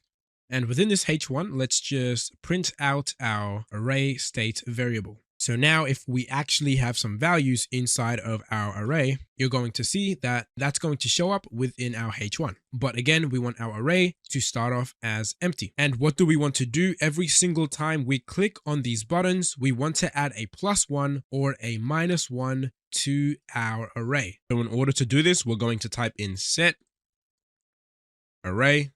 And we are going to need the previous value of this array. And right now you might be thinking, well, why don't we just add an element to the end of the array by using the push method and passing in our +1 that way? Well, if we go ahead and give this a shot, you're going to see that absolutely nothing is going to happen. And that's because, like I mentioned earlier on in the video, React doesn't like it when we try and directly change the value of this state variable like this. It always has to be through this function on the right. Now, if you're new to React, your brain is probably absolutely fried right now, but just stay with me. Let's walk through how we can do this the React way. So we're going to remove this, and we're going to use the setArray function, and we're going to pass in a callback function. Now, since we have a callback function, we can access the previous array. So that's the previous value of this state variable. And what we're going to do is we're going to spread all of the values of the previous array into our new array. So the spread operator that I talked about with objects, we can also use on arrays. So we're going to copy all of our values from our previous array into our new array, and we're going to add a +1 to the end of it. And now if we give this a shot, you're going to see that our increment button actually works. We're adding a +1 to the end of our array every single time we click on this increment button. And just to make this a little more easy on the eyes, we're going to use the toString method, and that's just going to add a comma so that it's easier to separate the different elements in our array. So now I have a little challenge for you, and that's to implement the same functionality on this decrement button. So what I want you to do is make it so whenever we click on this decrement button, we're adding -1 to the end of our array. This will be a fun challenge to apply what you've learned so far, so pause the video, give this a shot, and once you're done, we'll walk through the solution together. Hey, I hope you feel a little more confident with React than when you started this video. So in order to add a -1 to the end of our array every single time we click on this decrement button, what we need to do,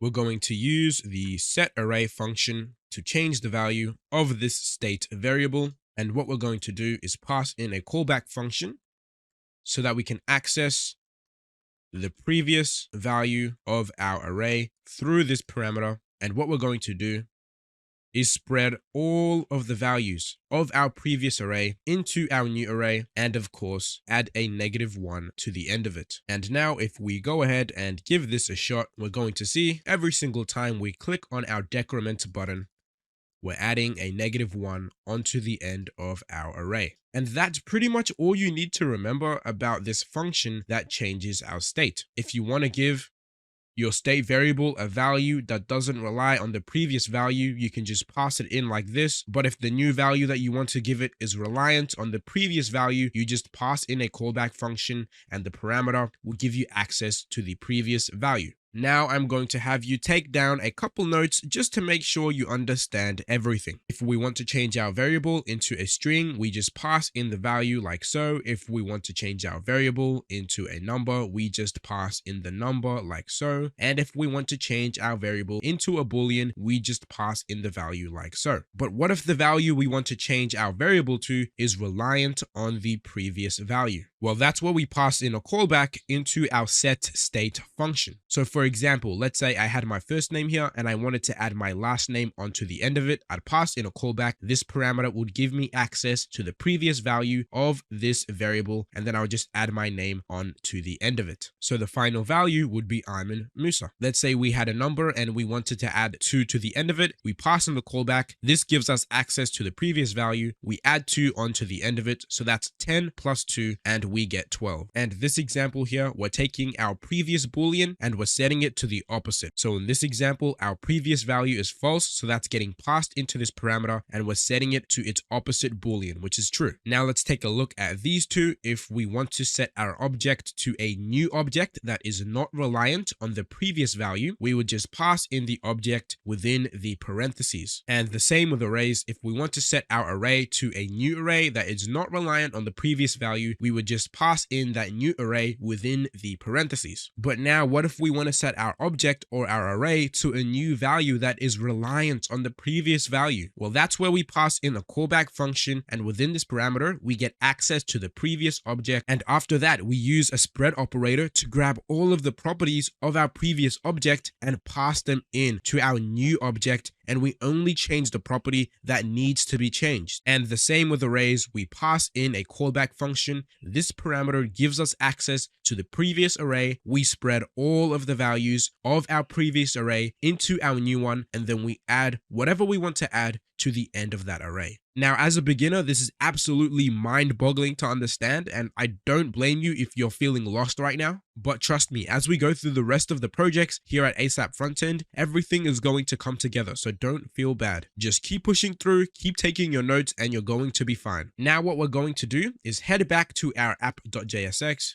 and let's remove all of this code and jump back into our to-do list. So if you actually remember, earlier on in the video, I told you that we only want to open our pop-up when we click on this delete button, not on this add to-do button. So this is a confirmation to delete a to-do item. So we want it to open up when we click on this delete button. So how are we actually going to do this? Our set pop-up open, which is what we use to change this value here that determines whether our pop-up is open or closed, is inside of app.jsx, but our delete button is all the way inside of this to-do component. So how are we actually going to hook things up so that this works? Well, this is where we have to do something called emitting events, and we're going to take a look at this diagram to help you build a better understanding of what I mean by this. So in a nutshell, emitting events is basically just notifying the parent component of an event that occurred within the child component.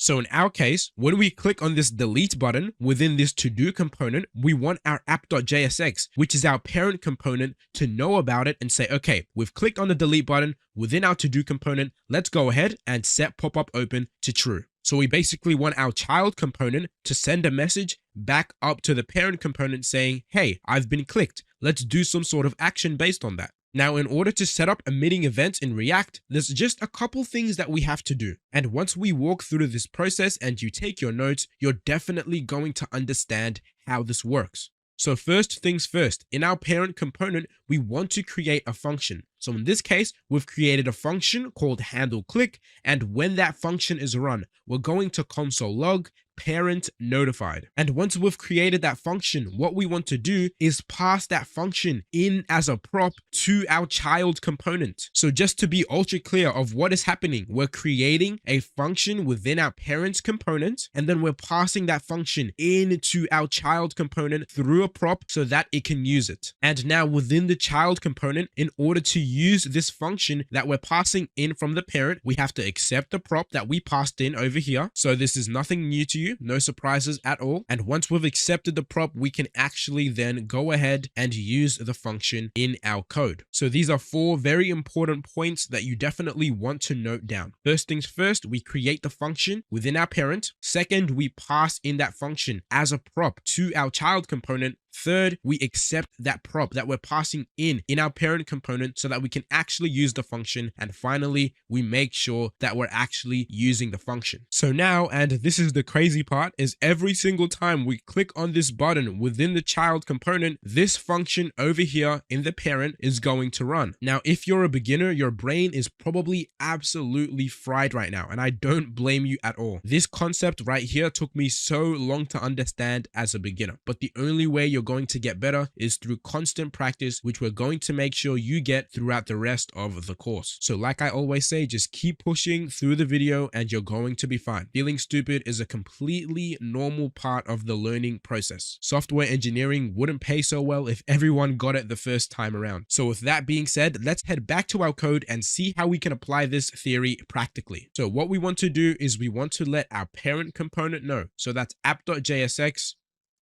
When this button is clicked, this delete button right here is clicked within our to-do component, and that's our child component. So let's follow the 4-step process. The first is to create a function within the parent component, and let's call this toggle pop-up. And for now,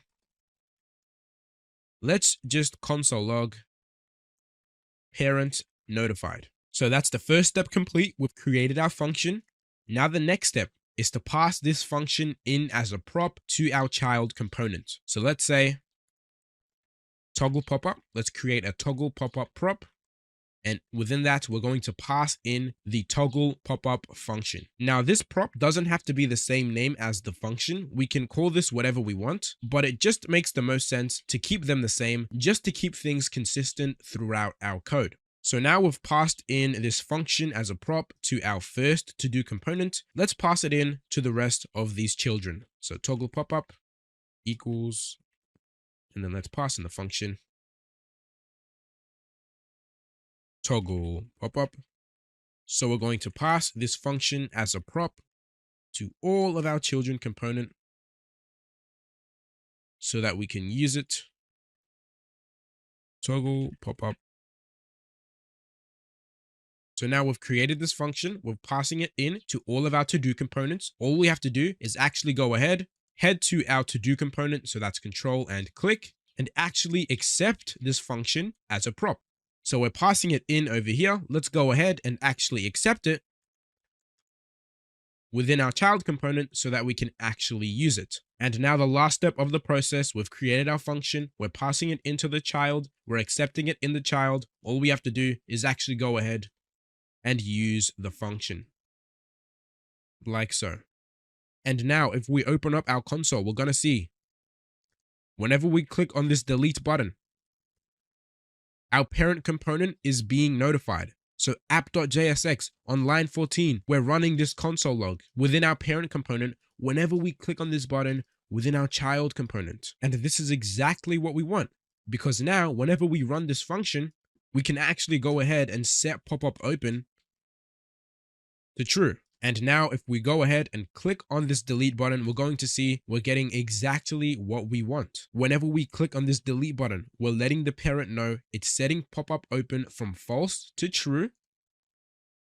And as a result, pop-up open is now equal to true. So we're rendering out our pop-up. So now I have a little bit of a challenge for you. What I want you to do is make it so whenever we click on this cancel button, we're going ahead and closing our pop-up. And also whenever we click outside of the pop-up, so that's this backdrop right here, we're also going ahead and closing our pop-up. This is definitely going to be a super fun exercise to apply what you just learned. So pause the video, give this a shot, and once you're done, we can walk through the solution together. Hey, what's up? Hopefully you managed to find the solution. If you didn't, absolutely no worries at all. Like I always say, just going out and giving these exercises a shot is going to help you learn so much more, even if you don't get the solution. So now let's walk through how we could actually go ahead and solve this. So first things first, our first step is we have to create a function. And I'm going to call this function close pop-up. And we want to create this function within our parent component. And in this function, what do we want to do? We want to close our pop-up. So we're going to set pop-up open to false. That's our first step complete. What we actually have to do now is pass this function as a prop into our pop-up component. So that's our child. So we're going to say close pop-up equals, and then within this prop, we're going to pass in the close pop-up function. So we've created our function within our parent, and we're passing it into this child through this prop. Now what we have to do is actually go ahead and head to our child, so control and click, and actually accept this prop so that we can actually use this function. So we're going to accept the close pop-up prop. And now we can actually use this function that we're passing in our code. And when do we want to use this function? Well, it's whenever we click on this cancel button and whenever we click outside of the pop-up. So let's head to our cancel button right here. And let's say on click, we're going to run the close pop-up function. And let's do the same for the backdrop. On click, let's go ahead and run the close pop-up function. So now if we go ahead and hit cancel, we're going to see, bang, our pop-up is going to close. We're clicking the cancel button. Our parent is getting notified. It's running this function and setting pop-up open to false. And the same is going to happen when we click outside of the pop-up, bang.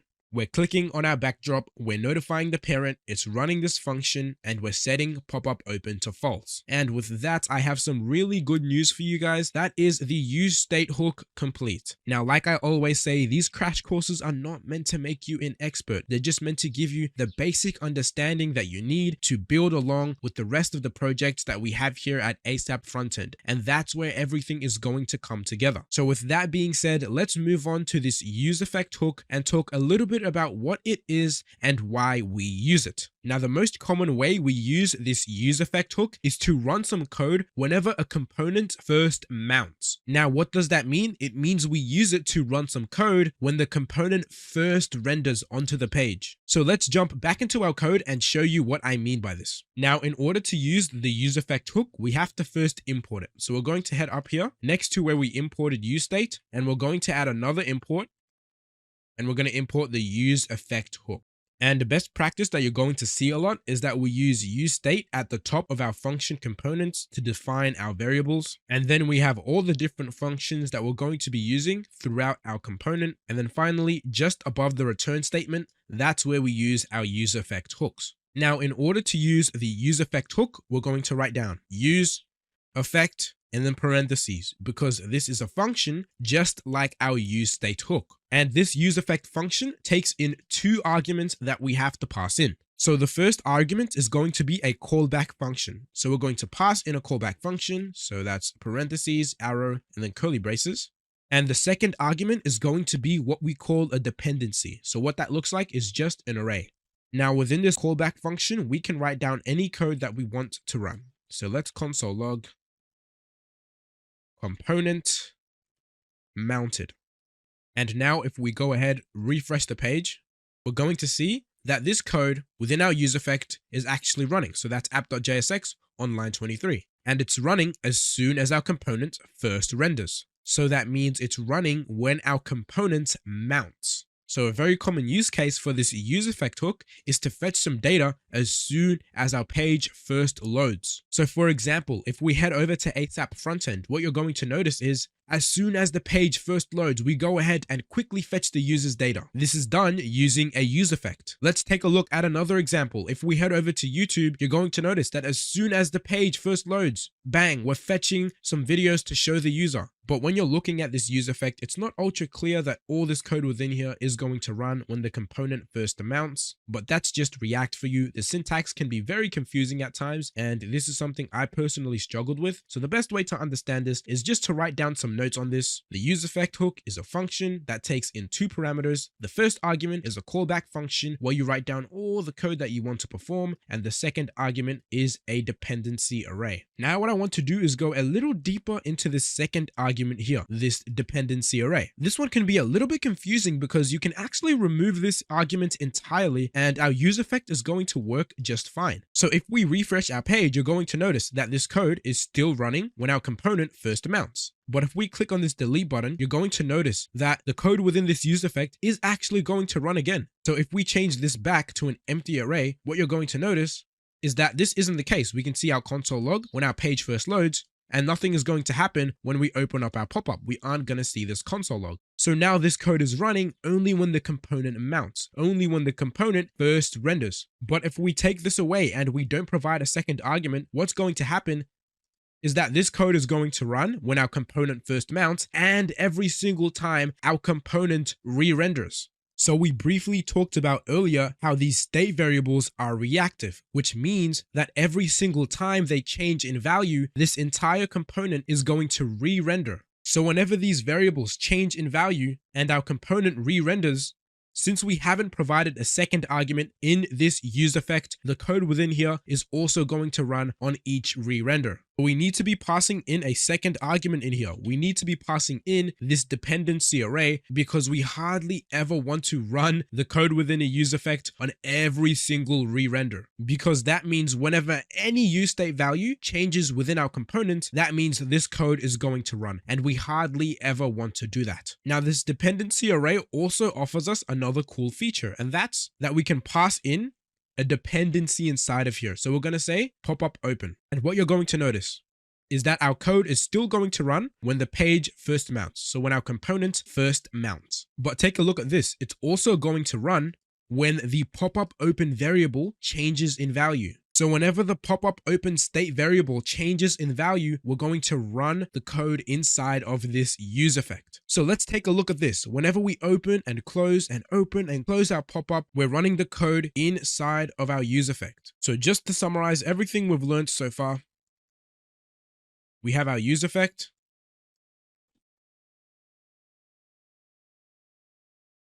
with an empty dependency array. So this one here is going to run the code within this callback function only when the component mounts. So only when the component first renders on the page.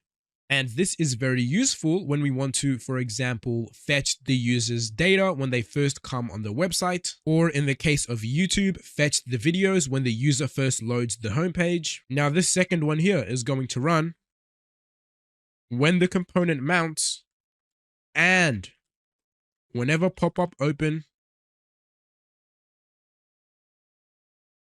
changes in value. So this one is going to run when the component mounts, so first renders, and whenever the state variable changes in value.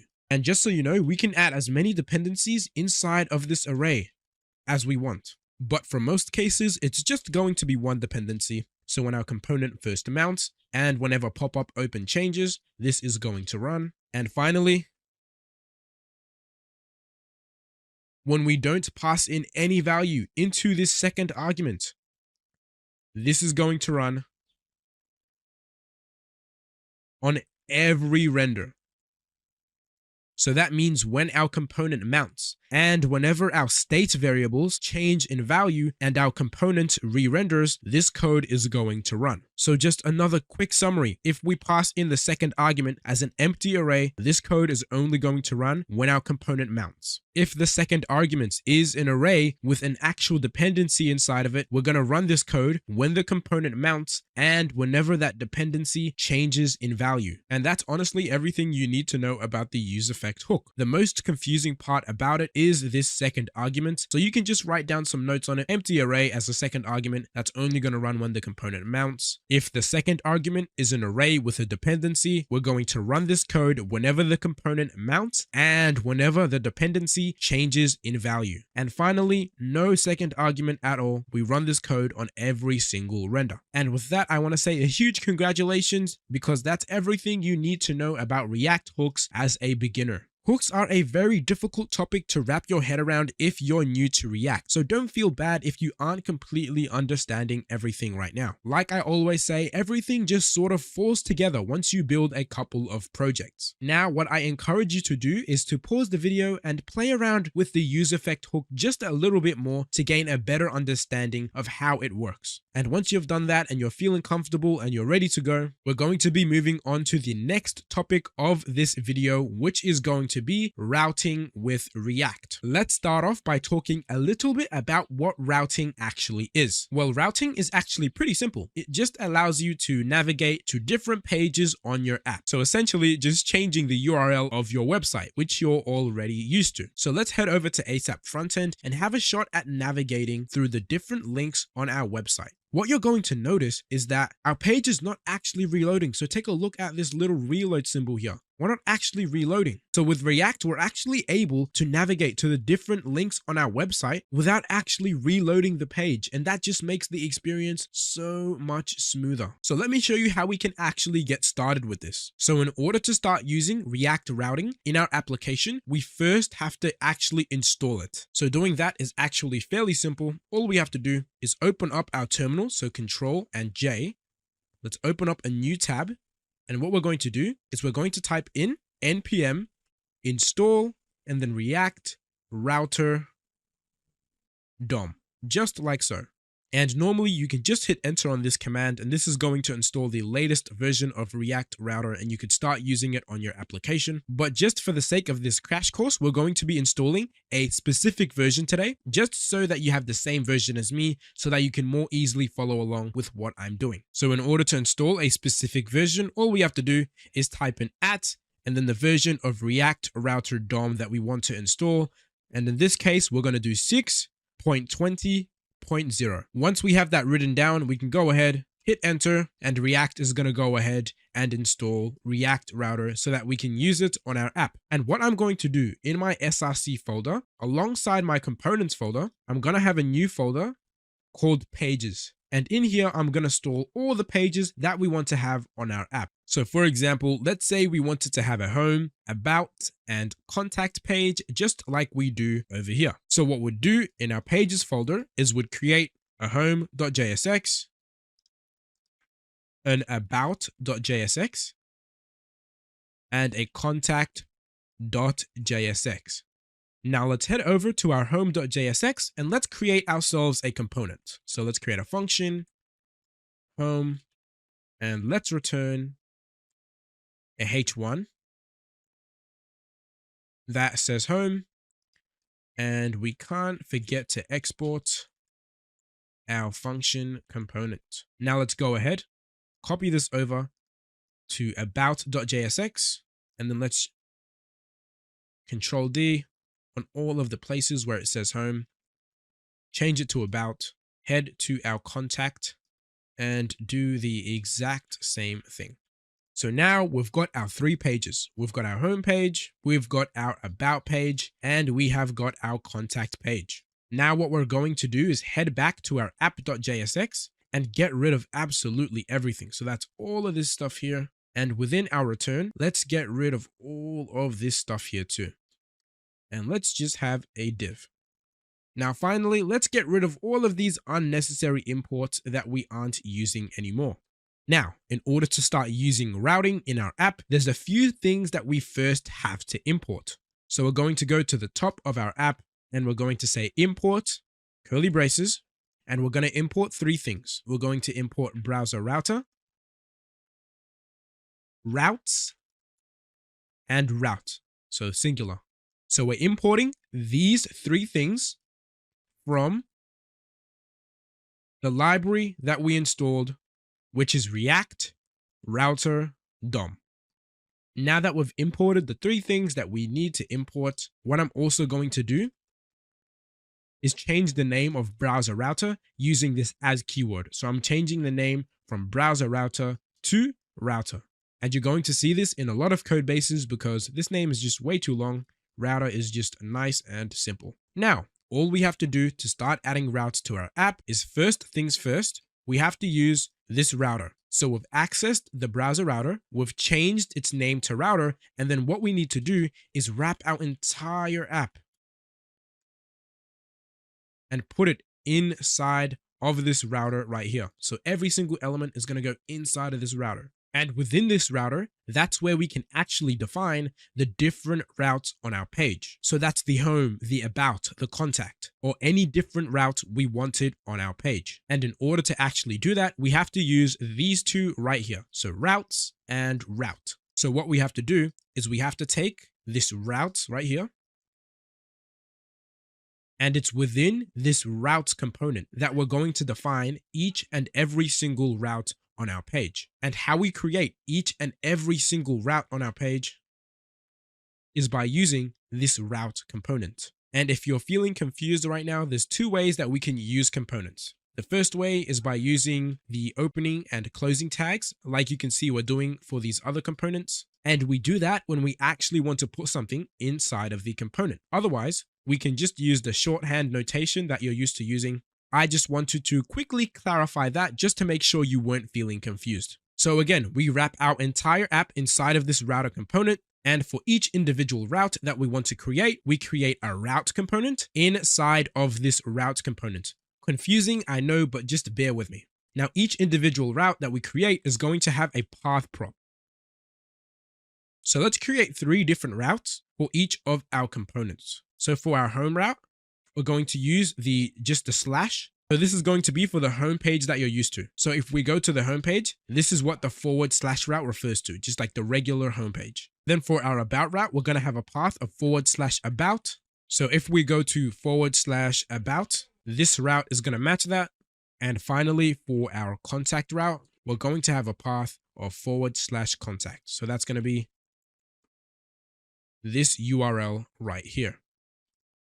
So now we've passed in the path for each route. Now what we also need to do is pass in the components that we want to render when we're at each individual route. So for example, in the home route, we want to render the home component. In the about route, we want to render the about component. And in the contact route, we want to render the contact component. So how do we actually specify what component we want to render when we're on each route? Well, each route actually has an element prop. So you specify the path you want the route to have, and then in the element prop, you pass in the component that you want to render. So in the case of the home route, we want to render the home component. So let's import the home component from, and we're currently in app.jsx. So we're going to say /. We want to look within the same folder directory. So we want to look within the src folder, and we want to go within the pages folder and then grab the home.jsx component. And now that we've imported our home component, we can pass it into this element prop. And now what you're going to notice is when we're at our home page, we're going to actually render out our home component. So if I change anything within this home component, it's going to directly reflect on our page. So now let's do the same for the rest of these routes. For our about path, let's render out the about component, and we have to make sure we're importing it. So import about from, and let's search within the same folder as our app.jsx. So that's the src folder. Let's go within the pages folder, and then let's grab the about.jsx component. And now, if we head over to our about route, we're going to see the about component is being rendered on the page. And again, any changes we make to this component is going to be directly reflected on our page. And finally, let's do the same for our contact route. So we're going to create the element prop, and within that, we want to render the contact component when we're at our contact route. And we have to make sure that we're importing that component. So import contact from /. Let's search within the SRC folder. Let's find the pages folder. And within that, let's grab the contact component. And now if we open up this contact route, we're going to see our contact component is being rendered to the page. Now I have a little bit of a challenge for you to apply everything you've learned so far. So what your task is going to be is to create a new posts component in the pages folder. And once you've created that component, I want you to create a new route for the /posts URL. So if I head over to /posts, I want you to create a new route for that. And finally, I actually want you to render out the posts component when we're at the /posts route. So this will be a really fun exercise to apply everything you've learned so far. So pause the video, give this your absolute best shot, and once you're done, we can walk through the solution together. Hey, welcome back. Hopefully you managed to find the solution. If you didn't, absolutely no worries at all. Let's go ahead and walk through how we could solve this problem together. So our first task is to create a posts component in the pages folder. So we already know how to do that. Let's head over to our pages folder. We're going to create a new file called posts.jsx. Let's create a function called posts. Let's return a h1. And in here, let's just say posts. And of course, let's export this function component so that we can use it in our app.jsx. And that's the first part of our challenge complete. Now what we have to do is create a new route for the /posts URL. So we walked through how to do this earlier. We create a new route component. And then what we want to do is in the path prop, specify the URL of this route. So in this case, it's going to be the /posts URL. And that's the second part of our exercise complete. Now, finally, the last thing that we have to do is render out the posts component at the /posts route. So doing this is pretty simple. We just add on an element prop. And here we specify the component that we want to render out when we're at the /posts route, which in this case is going to be the posts component. And we need to make sure that we're importing that.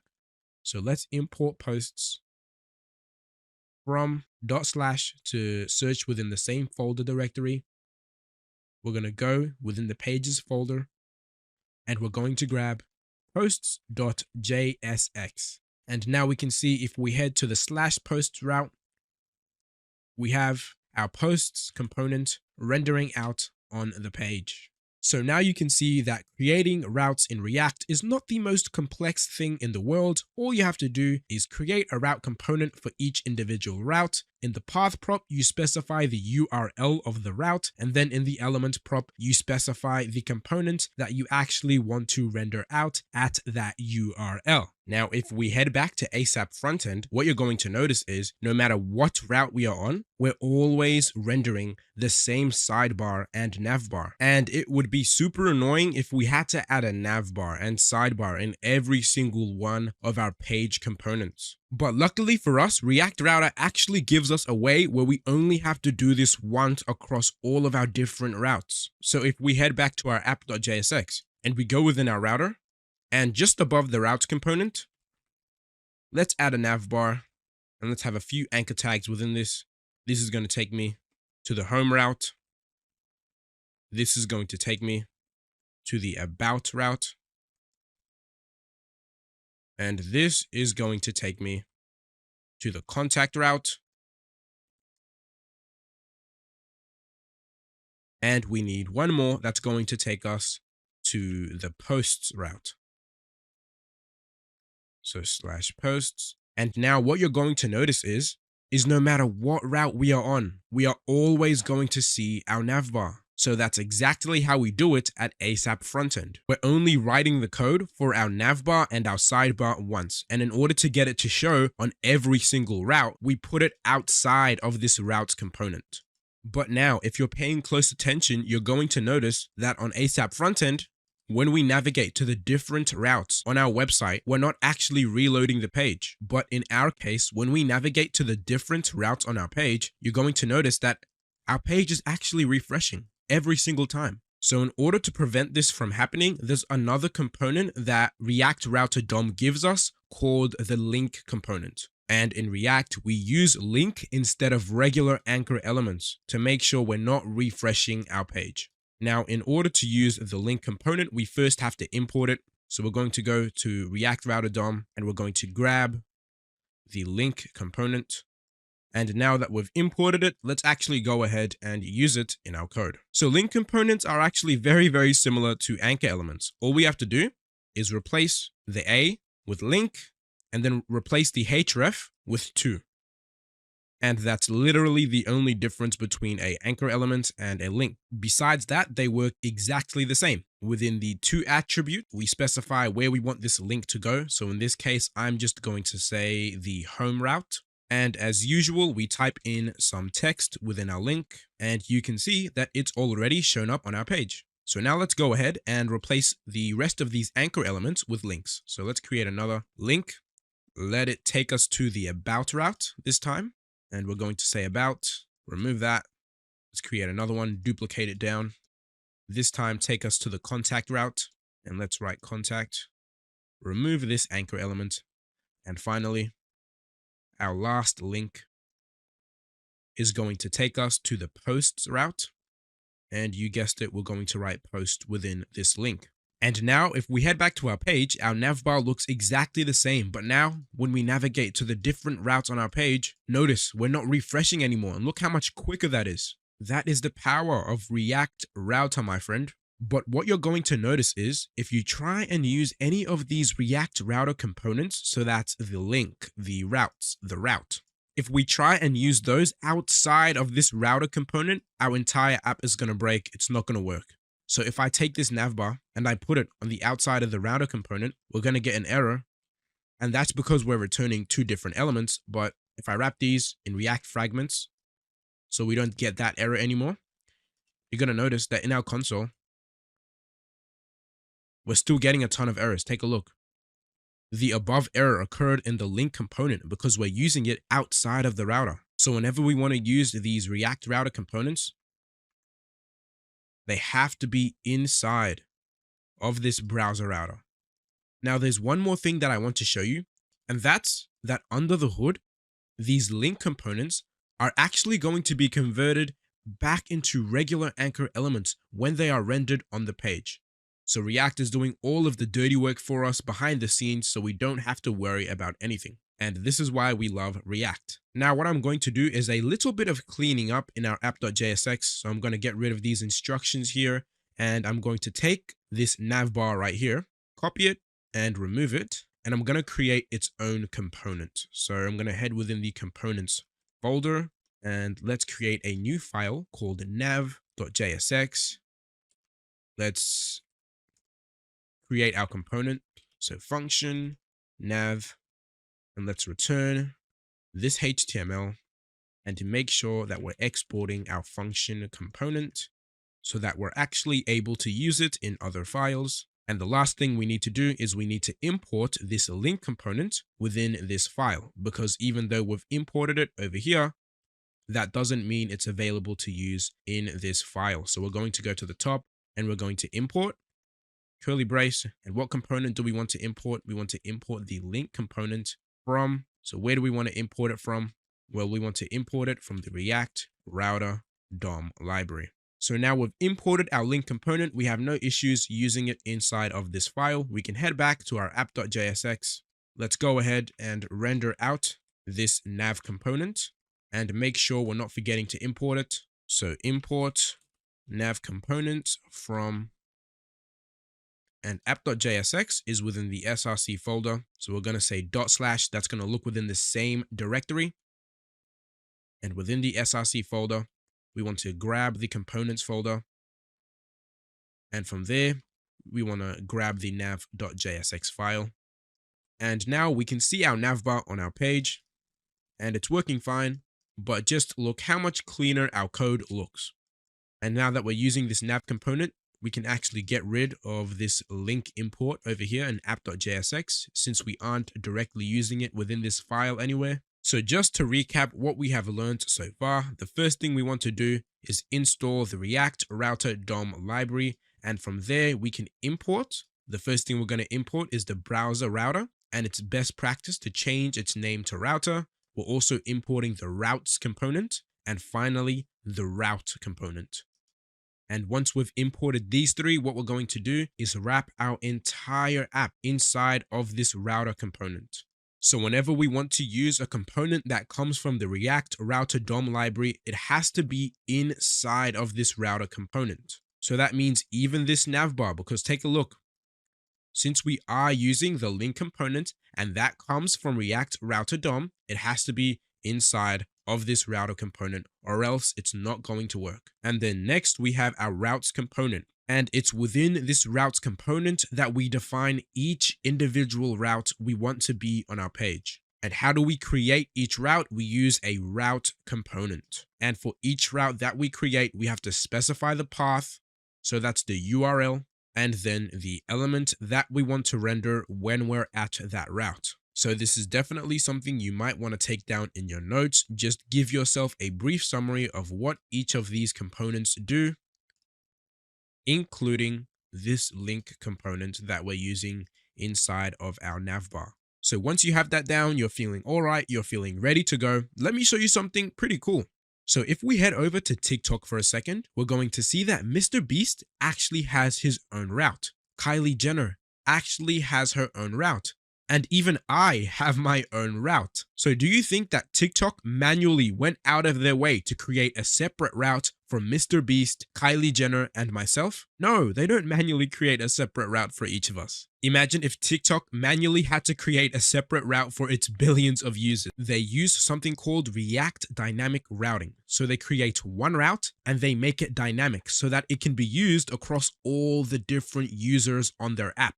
And this is super powerful. So let's dive into how we can actually get started with dynamic routing. So the first thing I'm going to do is I'm going to open up my nav component. And what I want to do is I want to link to Mr. Beast page. I want to link to Kylie Jenner's page. And I also want to link to Iman Code's page, which is my TikTok. What I'm going to do is get rid of this. And I'm going to link to users/Mr. Beast. And we can say Mr. Beast.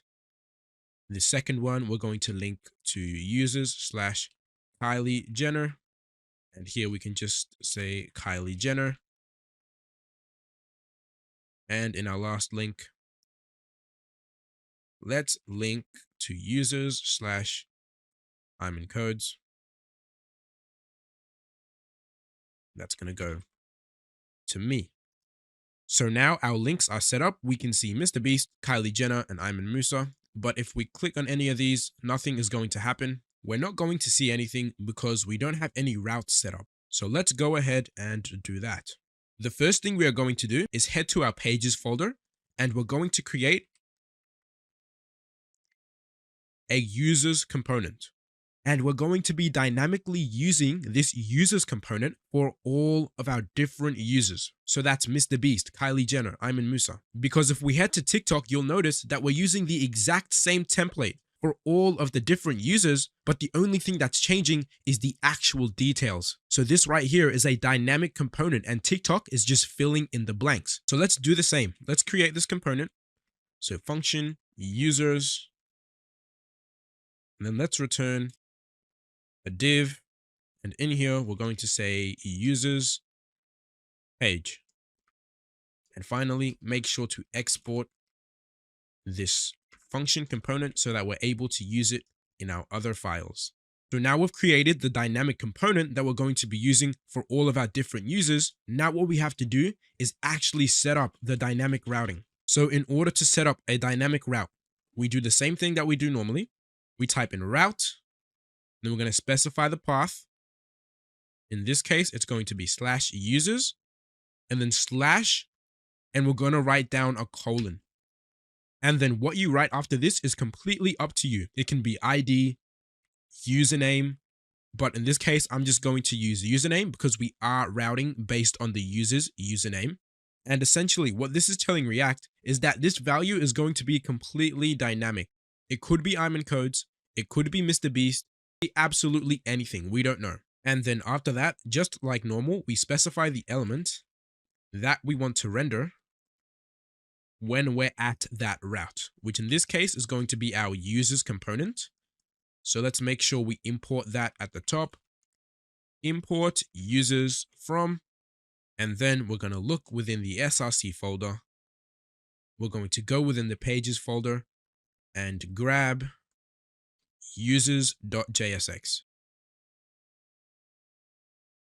We are on the users route. We're going to be rendering our users component, no matter what value we have at the end here. It could be Kylie Jenner, Mr. Beast, Ayman Musa. We're rendering out the same component. But if we head back to our homepage, we're not going to see the users component because we aren't at the users route. So now we're actually getting somewhere. Whenever we go to a user's route, we see the user's component, but nothing about it is dynamic. We're seeing the exact same thing for all our different users. Whereas on TikTok, it's showing the same component, yes, but it's going to look at this dynamic value here and say, hey, we're at the Mr. Beast page. Let's go ahead, fetch his data and fill in the blanks. It's going to do the same here. It's going to say, all right, we're at the Kylie Jenner page. Let's fetch her data and fill in these blanks. And same here. It's going to say we're at the Iman Codes page. Let's fetch his data and fill in the blanks. So the question is, how do we access this dynamic value here so we can actually control what we're showing within the users component? So let's open up our users component.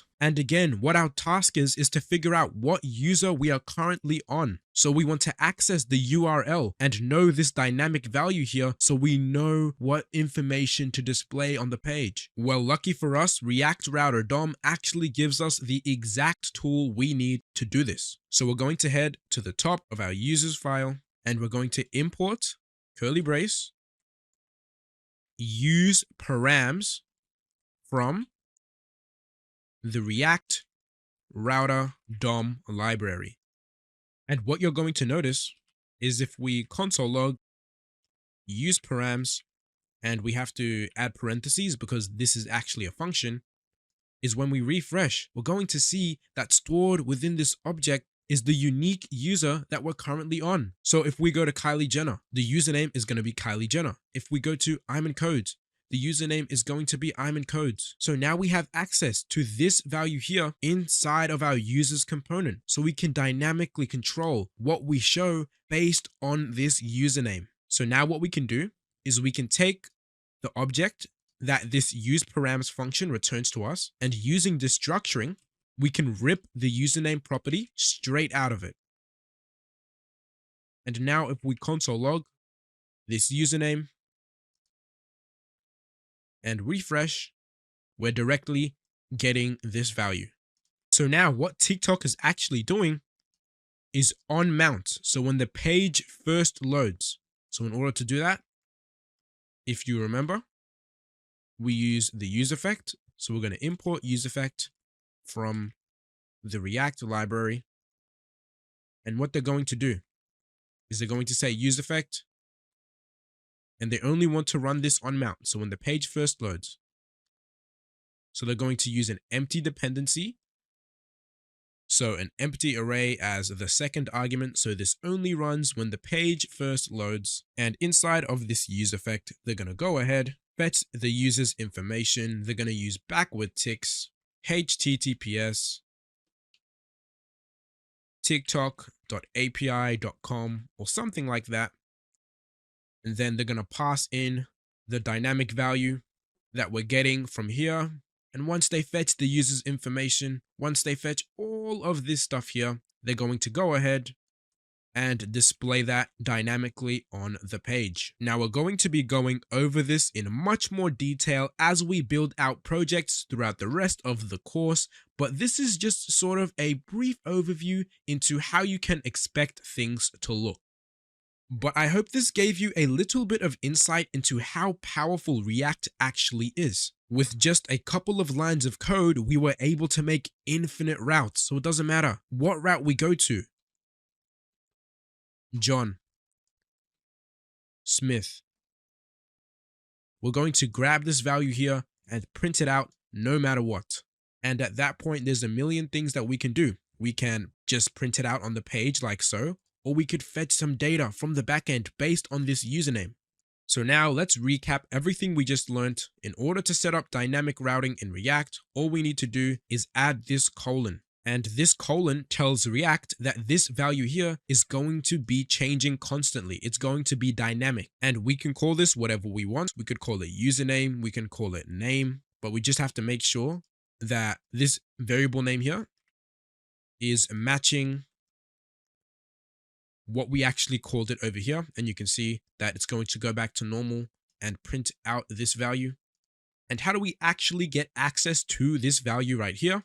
Well, we just import useParams from React Router DOM, and then we rip out the name property from the object that it returns using object destructuring, and then we can use it in our components however we want. Right now, we're not doing much with it. We're sort of just printing it out on the page, but the possibilities are really endless. We could hit backend APIs based on this value. We can do some really crazy stuff once we set up dynamic routing on our app.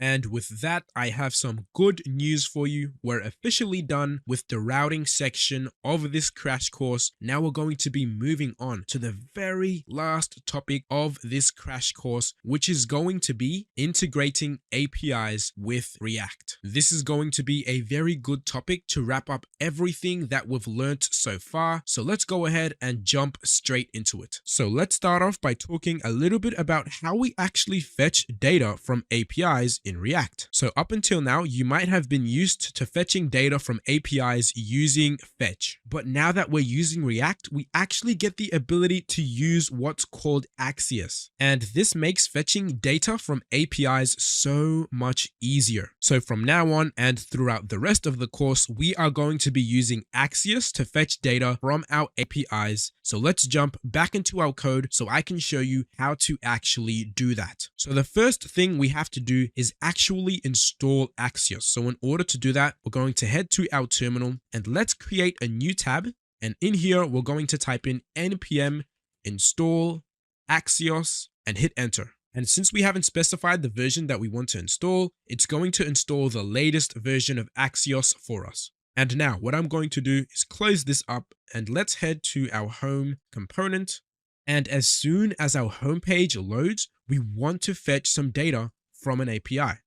So when we want to do something like this, you need to automatically be thinking, all right, use effect. So we're going to head to the top of our file and we're going to import curly brace, the use effect hook from the React library.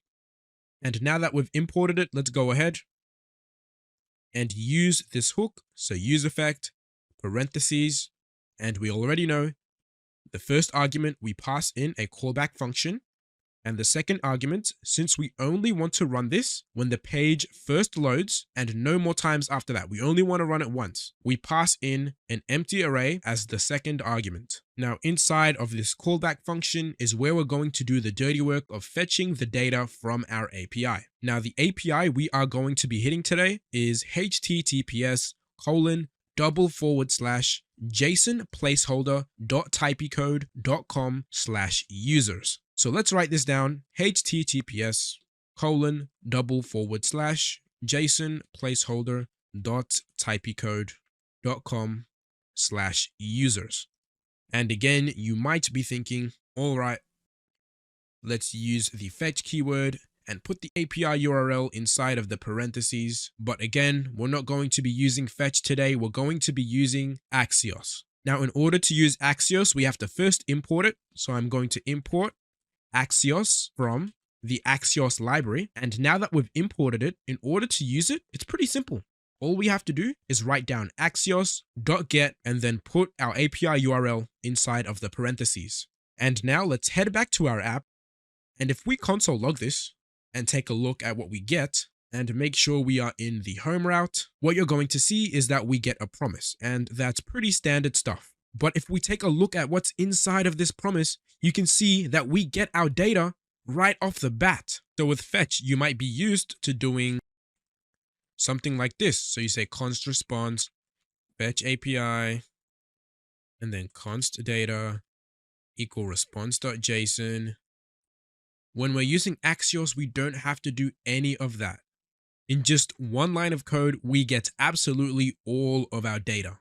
But now we need to actually get this data out of this promise.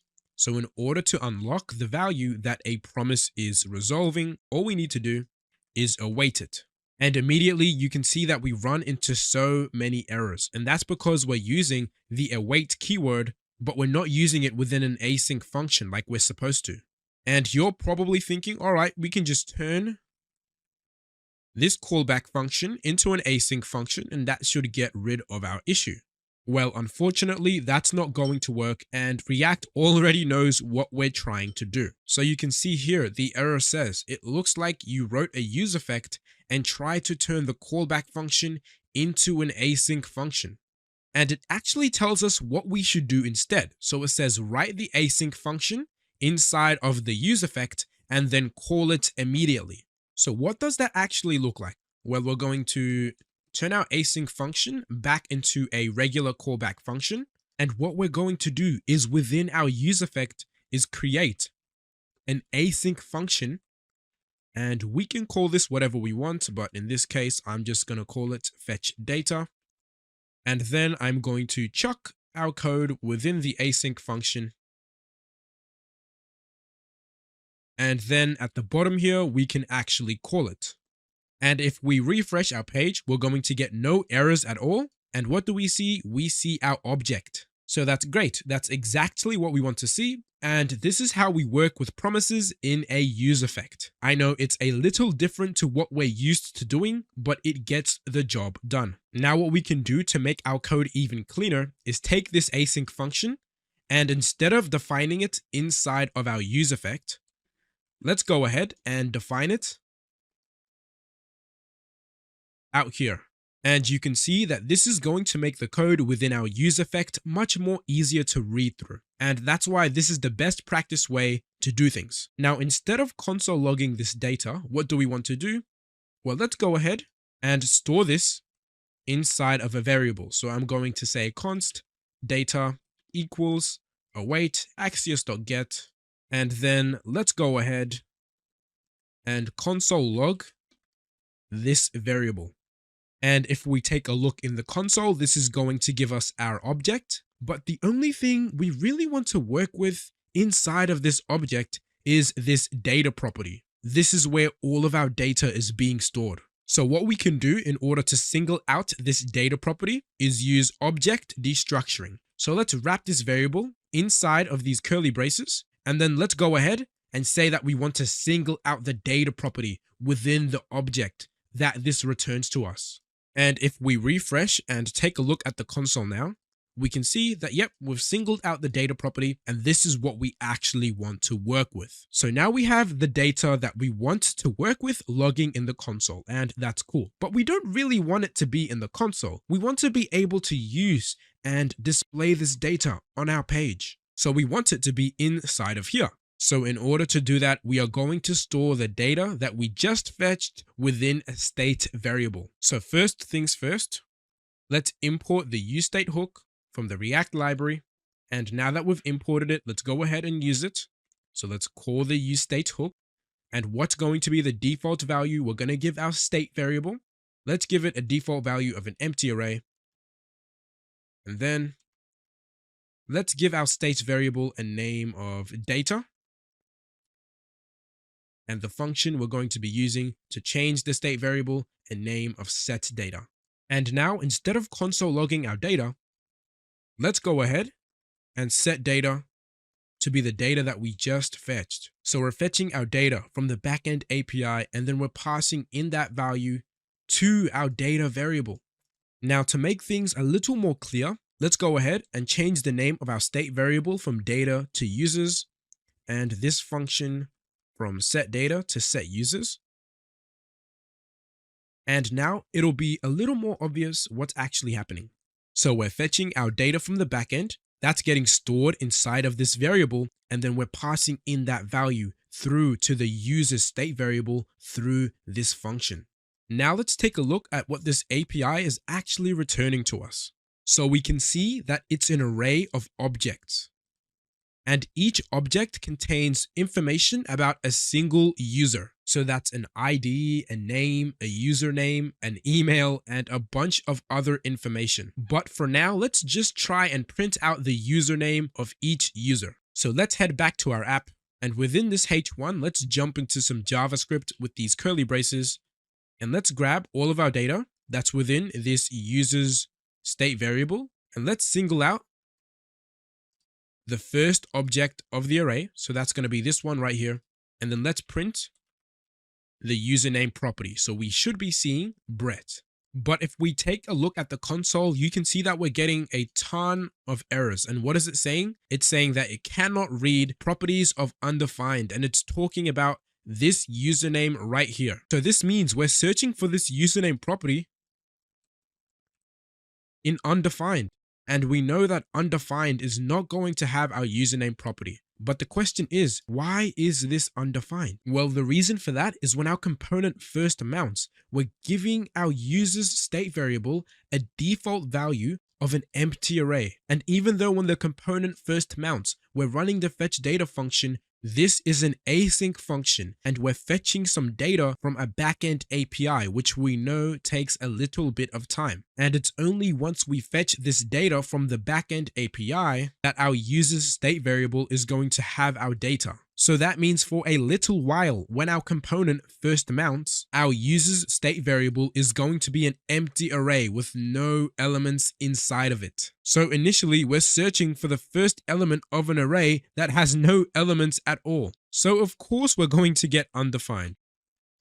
So in order to get rid of this error, we need to wait for the API request to finish and for our user's state variable to have all of the data that we want to work with. Now, in order to do this, we're going to run a check. We're going to say users.length greater than 0. So if our users.length is more than 0, what does that mean? It means our API request has finished and our users array is no longer empty. So that means we can go ahead and print this username with absolutely no issues at all. Otherwise, if the users.length is not greater than 0, well, that means the array is empty and we've not fetched our data yet.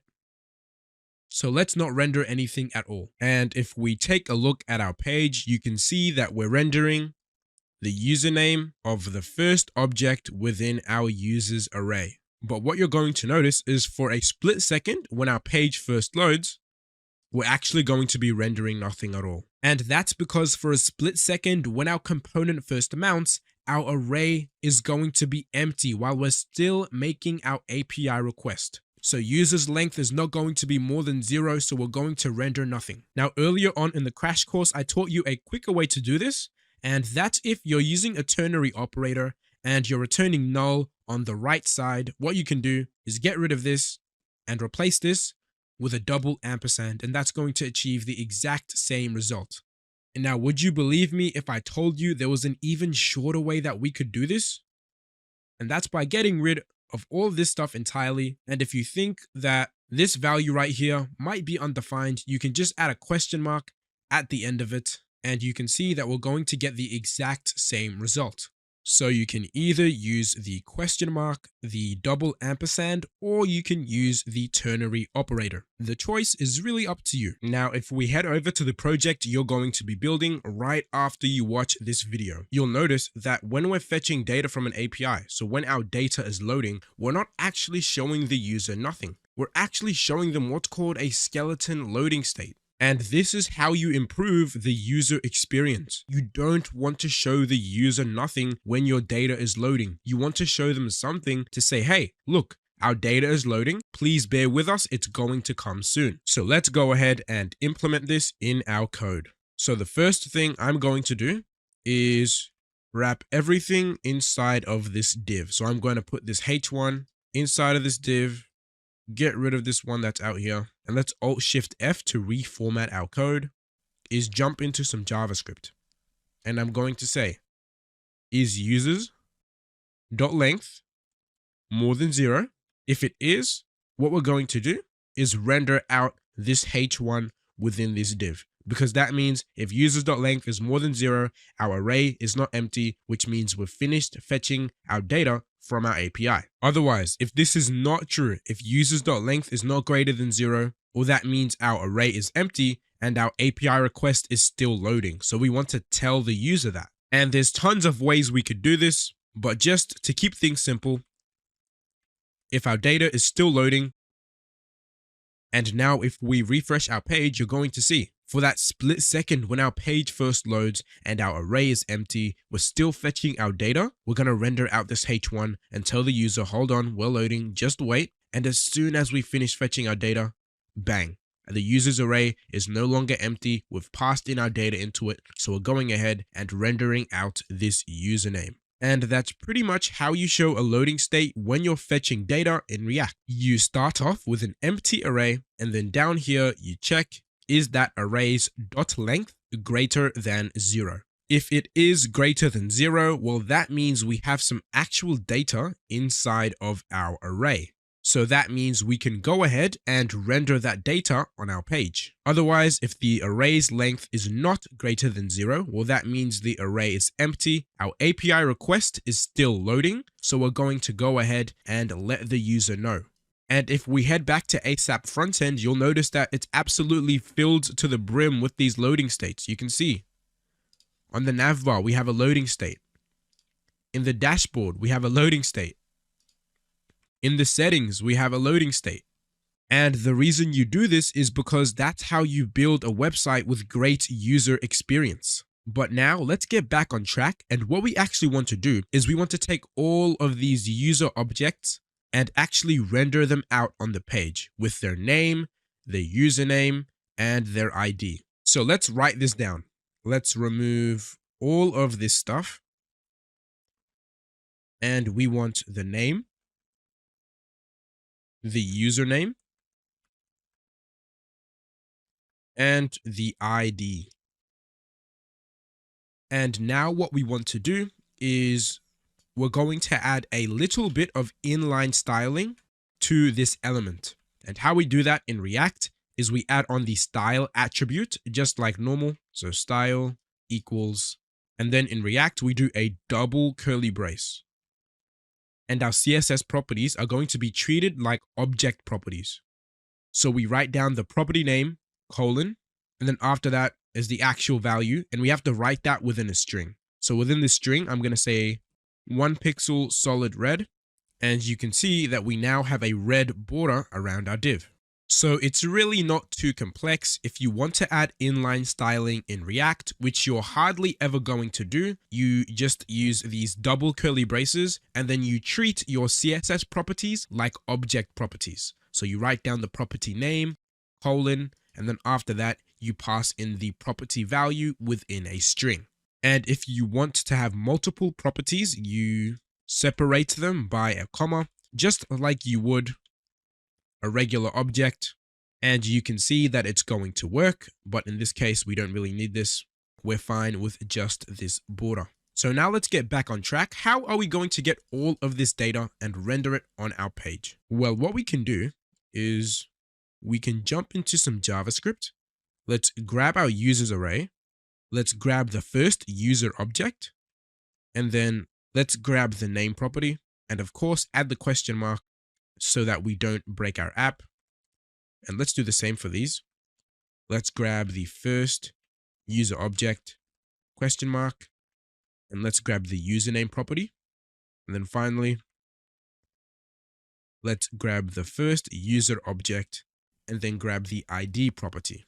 So that's how we can get the first user, but we don't just want to get the first user. We want to get all 10 of these user objects and display them dynamically on the page. And we want it to work exactly the same, whether we have 10, 50, 100, or 1,000 users. So how we did this in regular JavaScript is we mapped through the array and then we turned it all into HTML and then we did some inner HTML stuff. It was a pretty messy process. But lucky for us, React actually makes the process extremely simple. All we need to do is map through our data within this return statement. And that's directly going to render it on the page. So let's go ahead and do this. Let's jump into some JavaScript with these curly braces. I'm going to grab the users array that has all of our objects. And I'm going to map through it. And this is the exact same JavaScript method that you're used to seeing. So within here, we pass in a callback function as you're already used to. And then let's turn all of our individual users into this HTML. And then let's quickly wrap this entire thing in parentheses so JavaScript doesn't freak out. And then let's put all of this inside of a div. So let's put this inside. And you're going to see that we are actually rendering out 10 divs for our 10 objects, which is a step in the right direction. But the only problem is that they all have the exact same information. So you can see they all have the information of the first user object. So in order to fix this, instead of making all of the information based on the first user object, let's go ahead and use this parameter here to make it dynamic. And now we can see, and let's just quickly add a margin of 8 pixels on the top and bottom and 0 on the left and right, just to space out these divs a little bit more. We now have 10 different divs for our user objects, and all of the information is completely dynamic. So everything is working fine, but you can see that we actually have an error in the console. And this error is saying each child in a list should have a unique key prop. Now, what does this actually mean? Well, lucky for us, this is a relatively simple fix. All we have to do is when we're mapping through an array like this and creating a list of elements, we always have to pass in a key prop, just like so. And this key prop needs to be unique because its whole point is to help React differentiate between all of the different elements that we're creating. So in a nutshell, it's basically just a unique ID for each of these elements. Now, in order to get a unique ID to use for each element, a lot of people just use the index of the current element that they are looping through. And if you weren't aware, if you add an index parameter when you're using the .map method, that's actually going to give you access to the index of the current element that you're looping through. And once we have that index, we can just pass that into this key prop. And now each element has a unique key and React is going to stop crying. But since all of our objects have a unique ID, so you can see they all have an ID property with their own unique ID, we don't actually have to do this. We can just use the ID of the current user object that we're looping through as our unique key. And you can see that that's also going to work.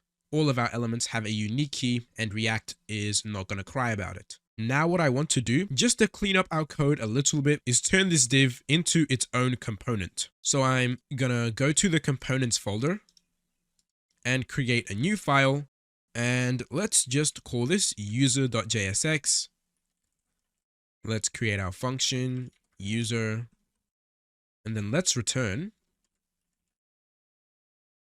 all of this HTML over here. So let's copy, remove that, and paste that straight into here. And let's not forget to export our function. And next, let's get rid of all of these here. And we're actually going to accept these values as props. So we're going to accept an ID prop, a name prop, and a username prop. And now let's head back to our homepage. Let's import the component that we just created. And where are we going to import it from? Well, we're currently within the pages folder, and we want to head outside of this into the parent folder. We want to head into the SRC folder so that we can go into the component folder and grab this component. So in order to do that, in order to head out of the current folder that you're in, back into the parent folder, we use .. And that's going to take us back up from the pages folder into the parent folder, which is the SRC folder. And then from there, we can go within the components folder and then grab the user.jsx file. And finally, now that we've imported our component, let's go ahead and actually use it. And you can see that that doesn't look too good. We can't really see anything, but we are actually rendering out 10 different divs. It's just that we aren't actually passing in any information into these user components so that we can fill these out. So you can see that it's expecting the ID prop, the name prop, and the username prop. And we aren't passing in any of these props, so it has no information to work with. So let's go ahead and do that. So for our ID prop, we're going to grab the user.id and then pass that in. For the name prop, we're going to grab the user.name and then pass that in. And then finally, the username, we're going to grab the username and pass that in as a prop. Each child in a list should have a unique key prop. And right now you might be thinking, haven't we added a key within this div right here? So why is React complaining? Well, that's because we need to add a key to the direct child that's inside of the .map method. So previously we had this div inside of the .map method. So that's why we needed to have a key. But now it's this user component that's inside of the .map method, and that's what we're rendering. So we need to add a key within this user component, and we can actually remove the key that's within here since we aren't rendering it within a .map method anymore. And what are we going to use for our unique key? We're going to use the user.id. And now if we refresh, we should see that React is no longer complaining. We've got no errors in the console and our elements are looking great. Now let's have a little bit of fun with this. Let's say we're a developer at TikTok and we want to make it so when we click on one of these, we go to their profile. So if I click on Irvin Howell, I want to go to Irvin Howell's profile. Now the first step we have to take in order to do this is we have to add a link. So when we click on these, we actually want it to go somewhere, and that requires a link. So let's wrap all of our components in a link. So let's create a link component and put our user component inside of that. And let's also make sure that we're importing our link from the React Router DOM library just by hitting Control and space over here. And we're going to get a suggestion that we can just click on, and that's automatically going to import it for us. Now, where do we actually want this link to go? Well, what we want to do is when we click on any of these links, we want to go to /users and then the ID of the user. So for example, if we click on this one over here, we would want to go to /users/4 because it has an ID of 4. And the same with this would go to /users/3 because it has an ID of 3. So in order to get that dynamic routing, all we have to do is change these to backward ticks. And when we use backward ticks, we have to add the curly braces, and React even tells us that. It says curly brace expected. So let's wrap these in curly braces. And then let's go to /users/ and then the unique ID of each user. So now when we click on, let's say this first one over here, we're going to go to /users/1 because that is the ID of the user. Let's say we click on this one, we're going to go to /users/5 because that is the unique ID of the user. Now, we don't actually have anything showing up on these pages, but the routing is actually working, and that's a step in the right direction. Now, if we head back to our app, you're going to see we're getting an error in the console. And what does it say? It says each child in a list should have a unique key prop. So why are we getting this error again? Well, that's because the direct child that we're rendering in this .map method is now this link component. So we always have to add the key on the direct child that we're rendering. So we have to remove this key from the user component and then move it up to our link component. And if we go ahead and refresh our page, that's going to go ahead and solve our issue. And just like that, we're actually doing what all of these big social media platforms are doing. So the TikToks, the Instagrams, the Facebooks, we're doing the exact same thing as them. We're setting up a dynamic route, and this should probably be called something like ID now that we're using the ID. That makes more sense, but we'll leave it for now. And then we fetch all of our data and send them all to their own unique route where we can access this value and in turn control what we display on the page based on this value here. Now, of course, this doesn't look as good as your TikToks and your Instagrams and your Facebooks, but the hard part is actually getting the functionality.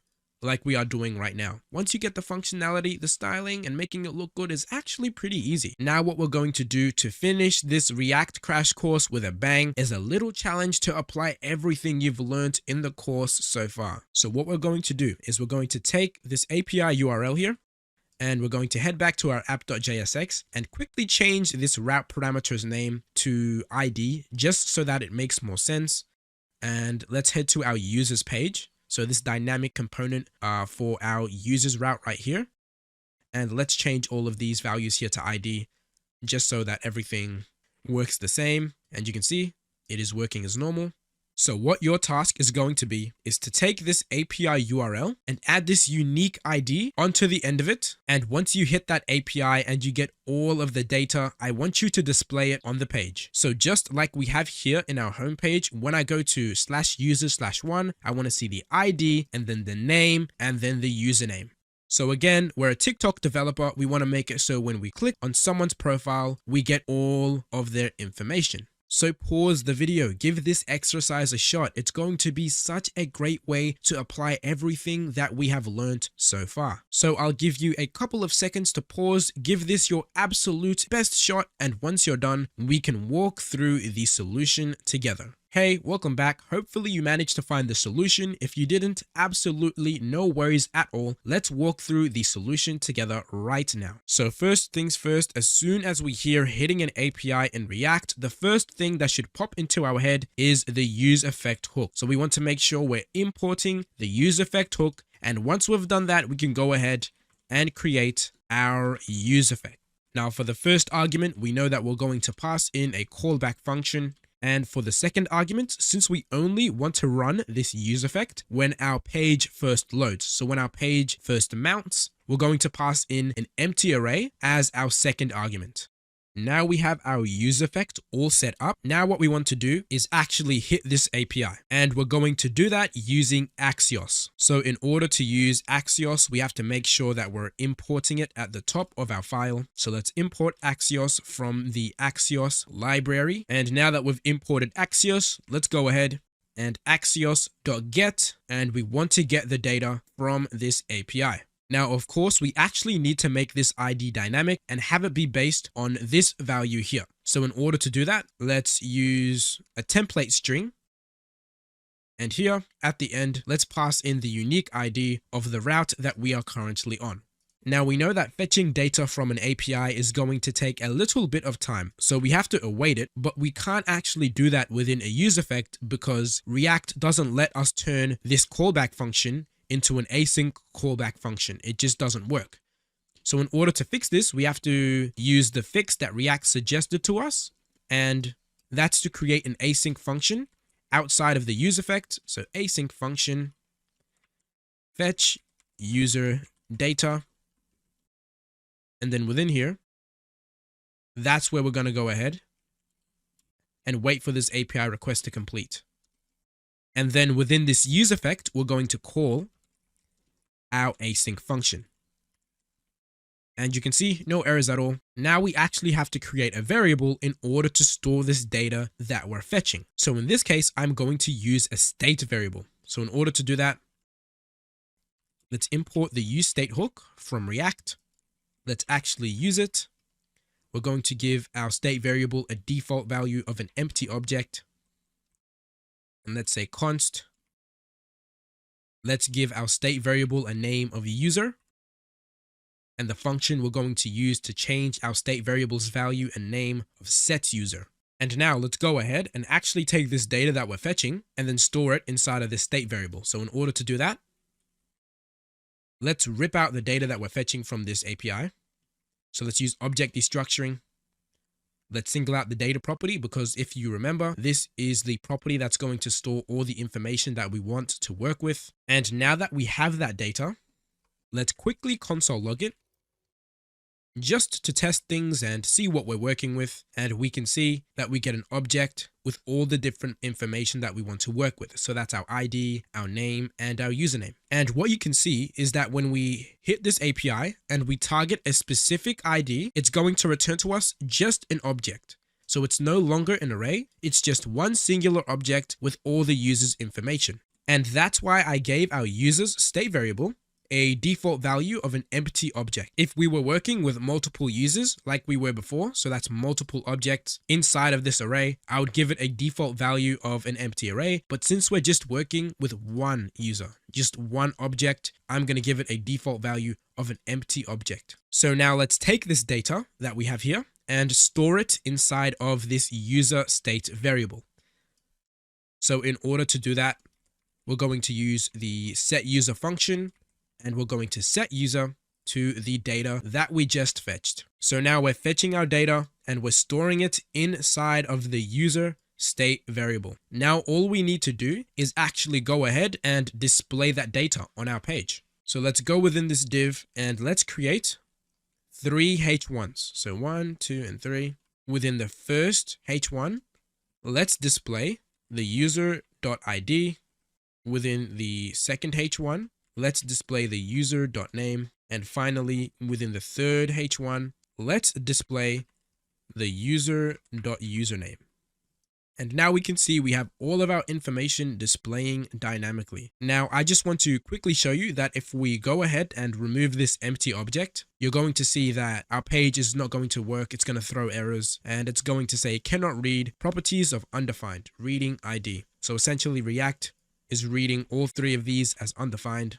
But if we change this back to an empty object, this is actually going to work because empty object.id or any other property name is completely valid JavaScript. So React is not going to trip out. Now, what I'm going to do to make this app even better is let's get rid of this nav and let's add a link component over here and let's hit Control and space. And that's going to give us the suggestion to import. And within here, let's say back to home.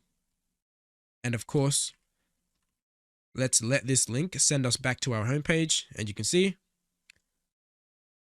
that our app is looking absolutely beautiful. Look at that. Works just like Instagram. Works just like TikTok. Works just like Facebook. Albeit it does look a bit bad, but it gets the job done. Now, what you just learned right now is going to make you a very highly paid developer and put you way ahead of your competition because no other programs are focusing on the things that matter. That's the hitting the APIs, that's setting up dynamic routing, that's chaining API requests just like this. But this is the stuff that matters and this is what is going to land you jobs. So to wrap up this entire crash course, let's recap everything we just did. We have our home route. And inside of this home component, what are we doing? Well, on mount, so that's a use effect with an empty array, we're running this fetch data function. And inside of this fetch data function, we're using Axios to fetch the data from this API, which is an array of all our different users. Once this API request finishes, we're going to grab the data out of it and we're going to store it inside of our user's state variable. So initially, our user's state variable is going to have a value of an empty array. But once we finish this API request, we're going to go ahead and replace that value with the array we fetched from the database. So when our page first loads, users is going to be an empty array. So it's going to map 0 times and hence we don't see anything on our page. But when we do finish fetching our data, we're going to go ahead and map through it and display that on our page. So if we want to make this even more obvious, what we can do is we can add a set timeout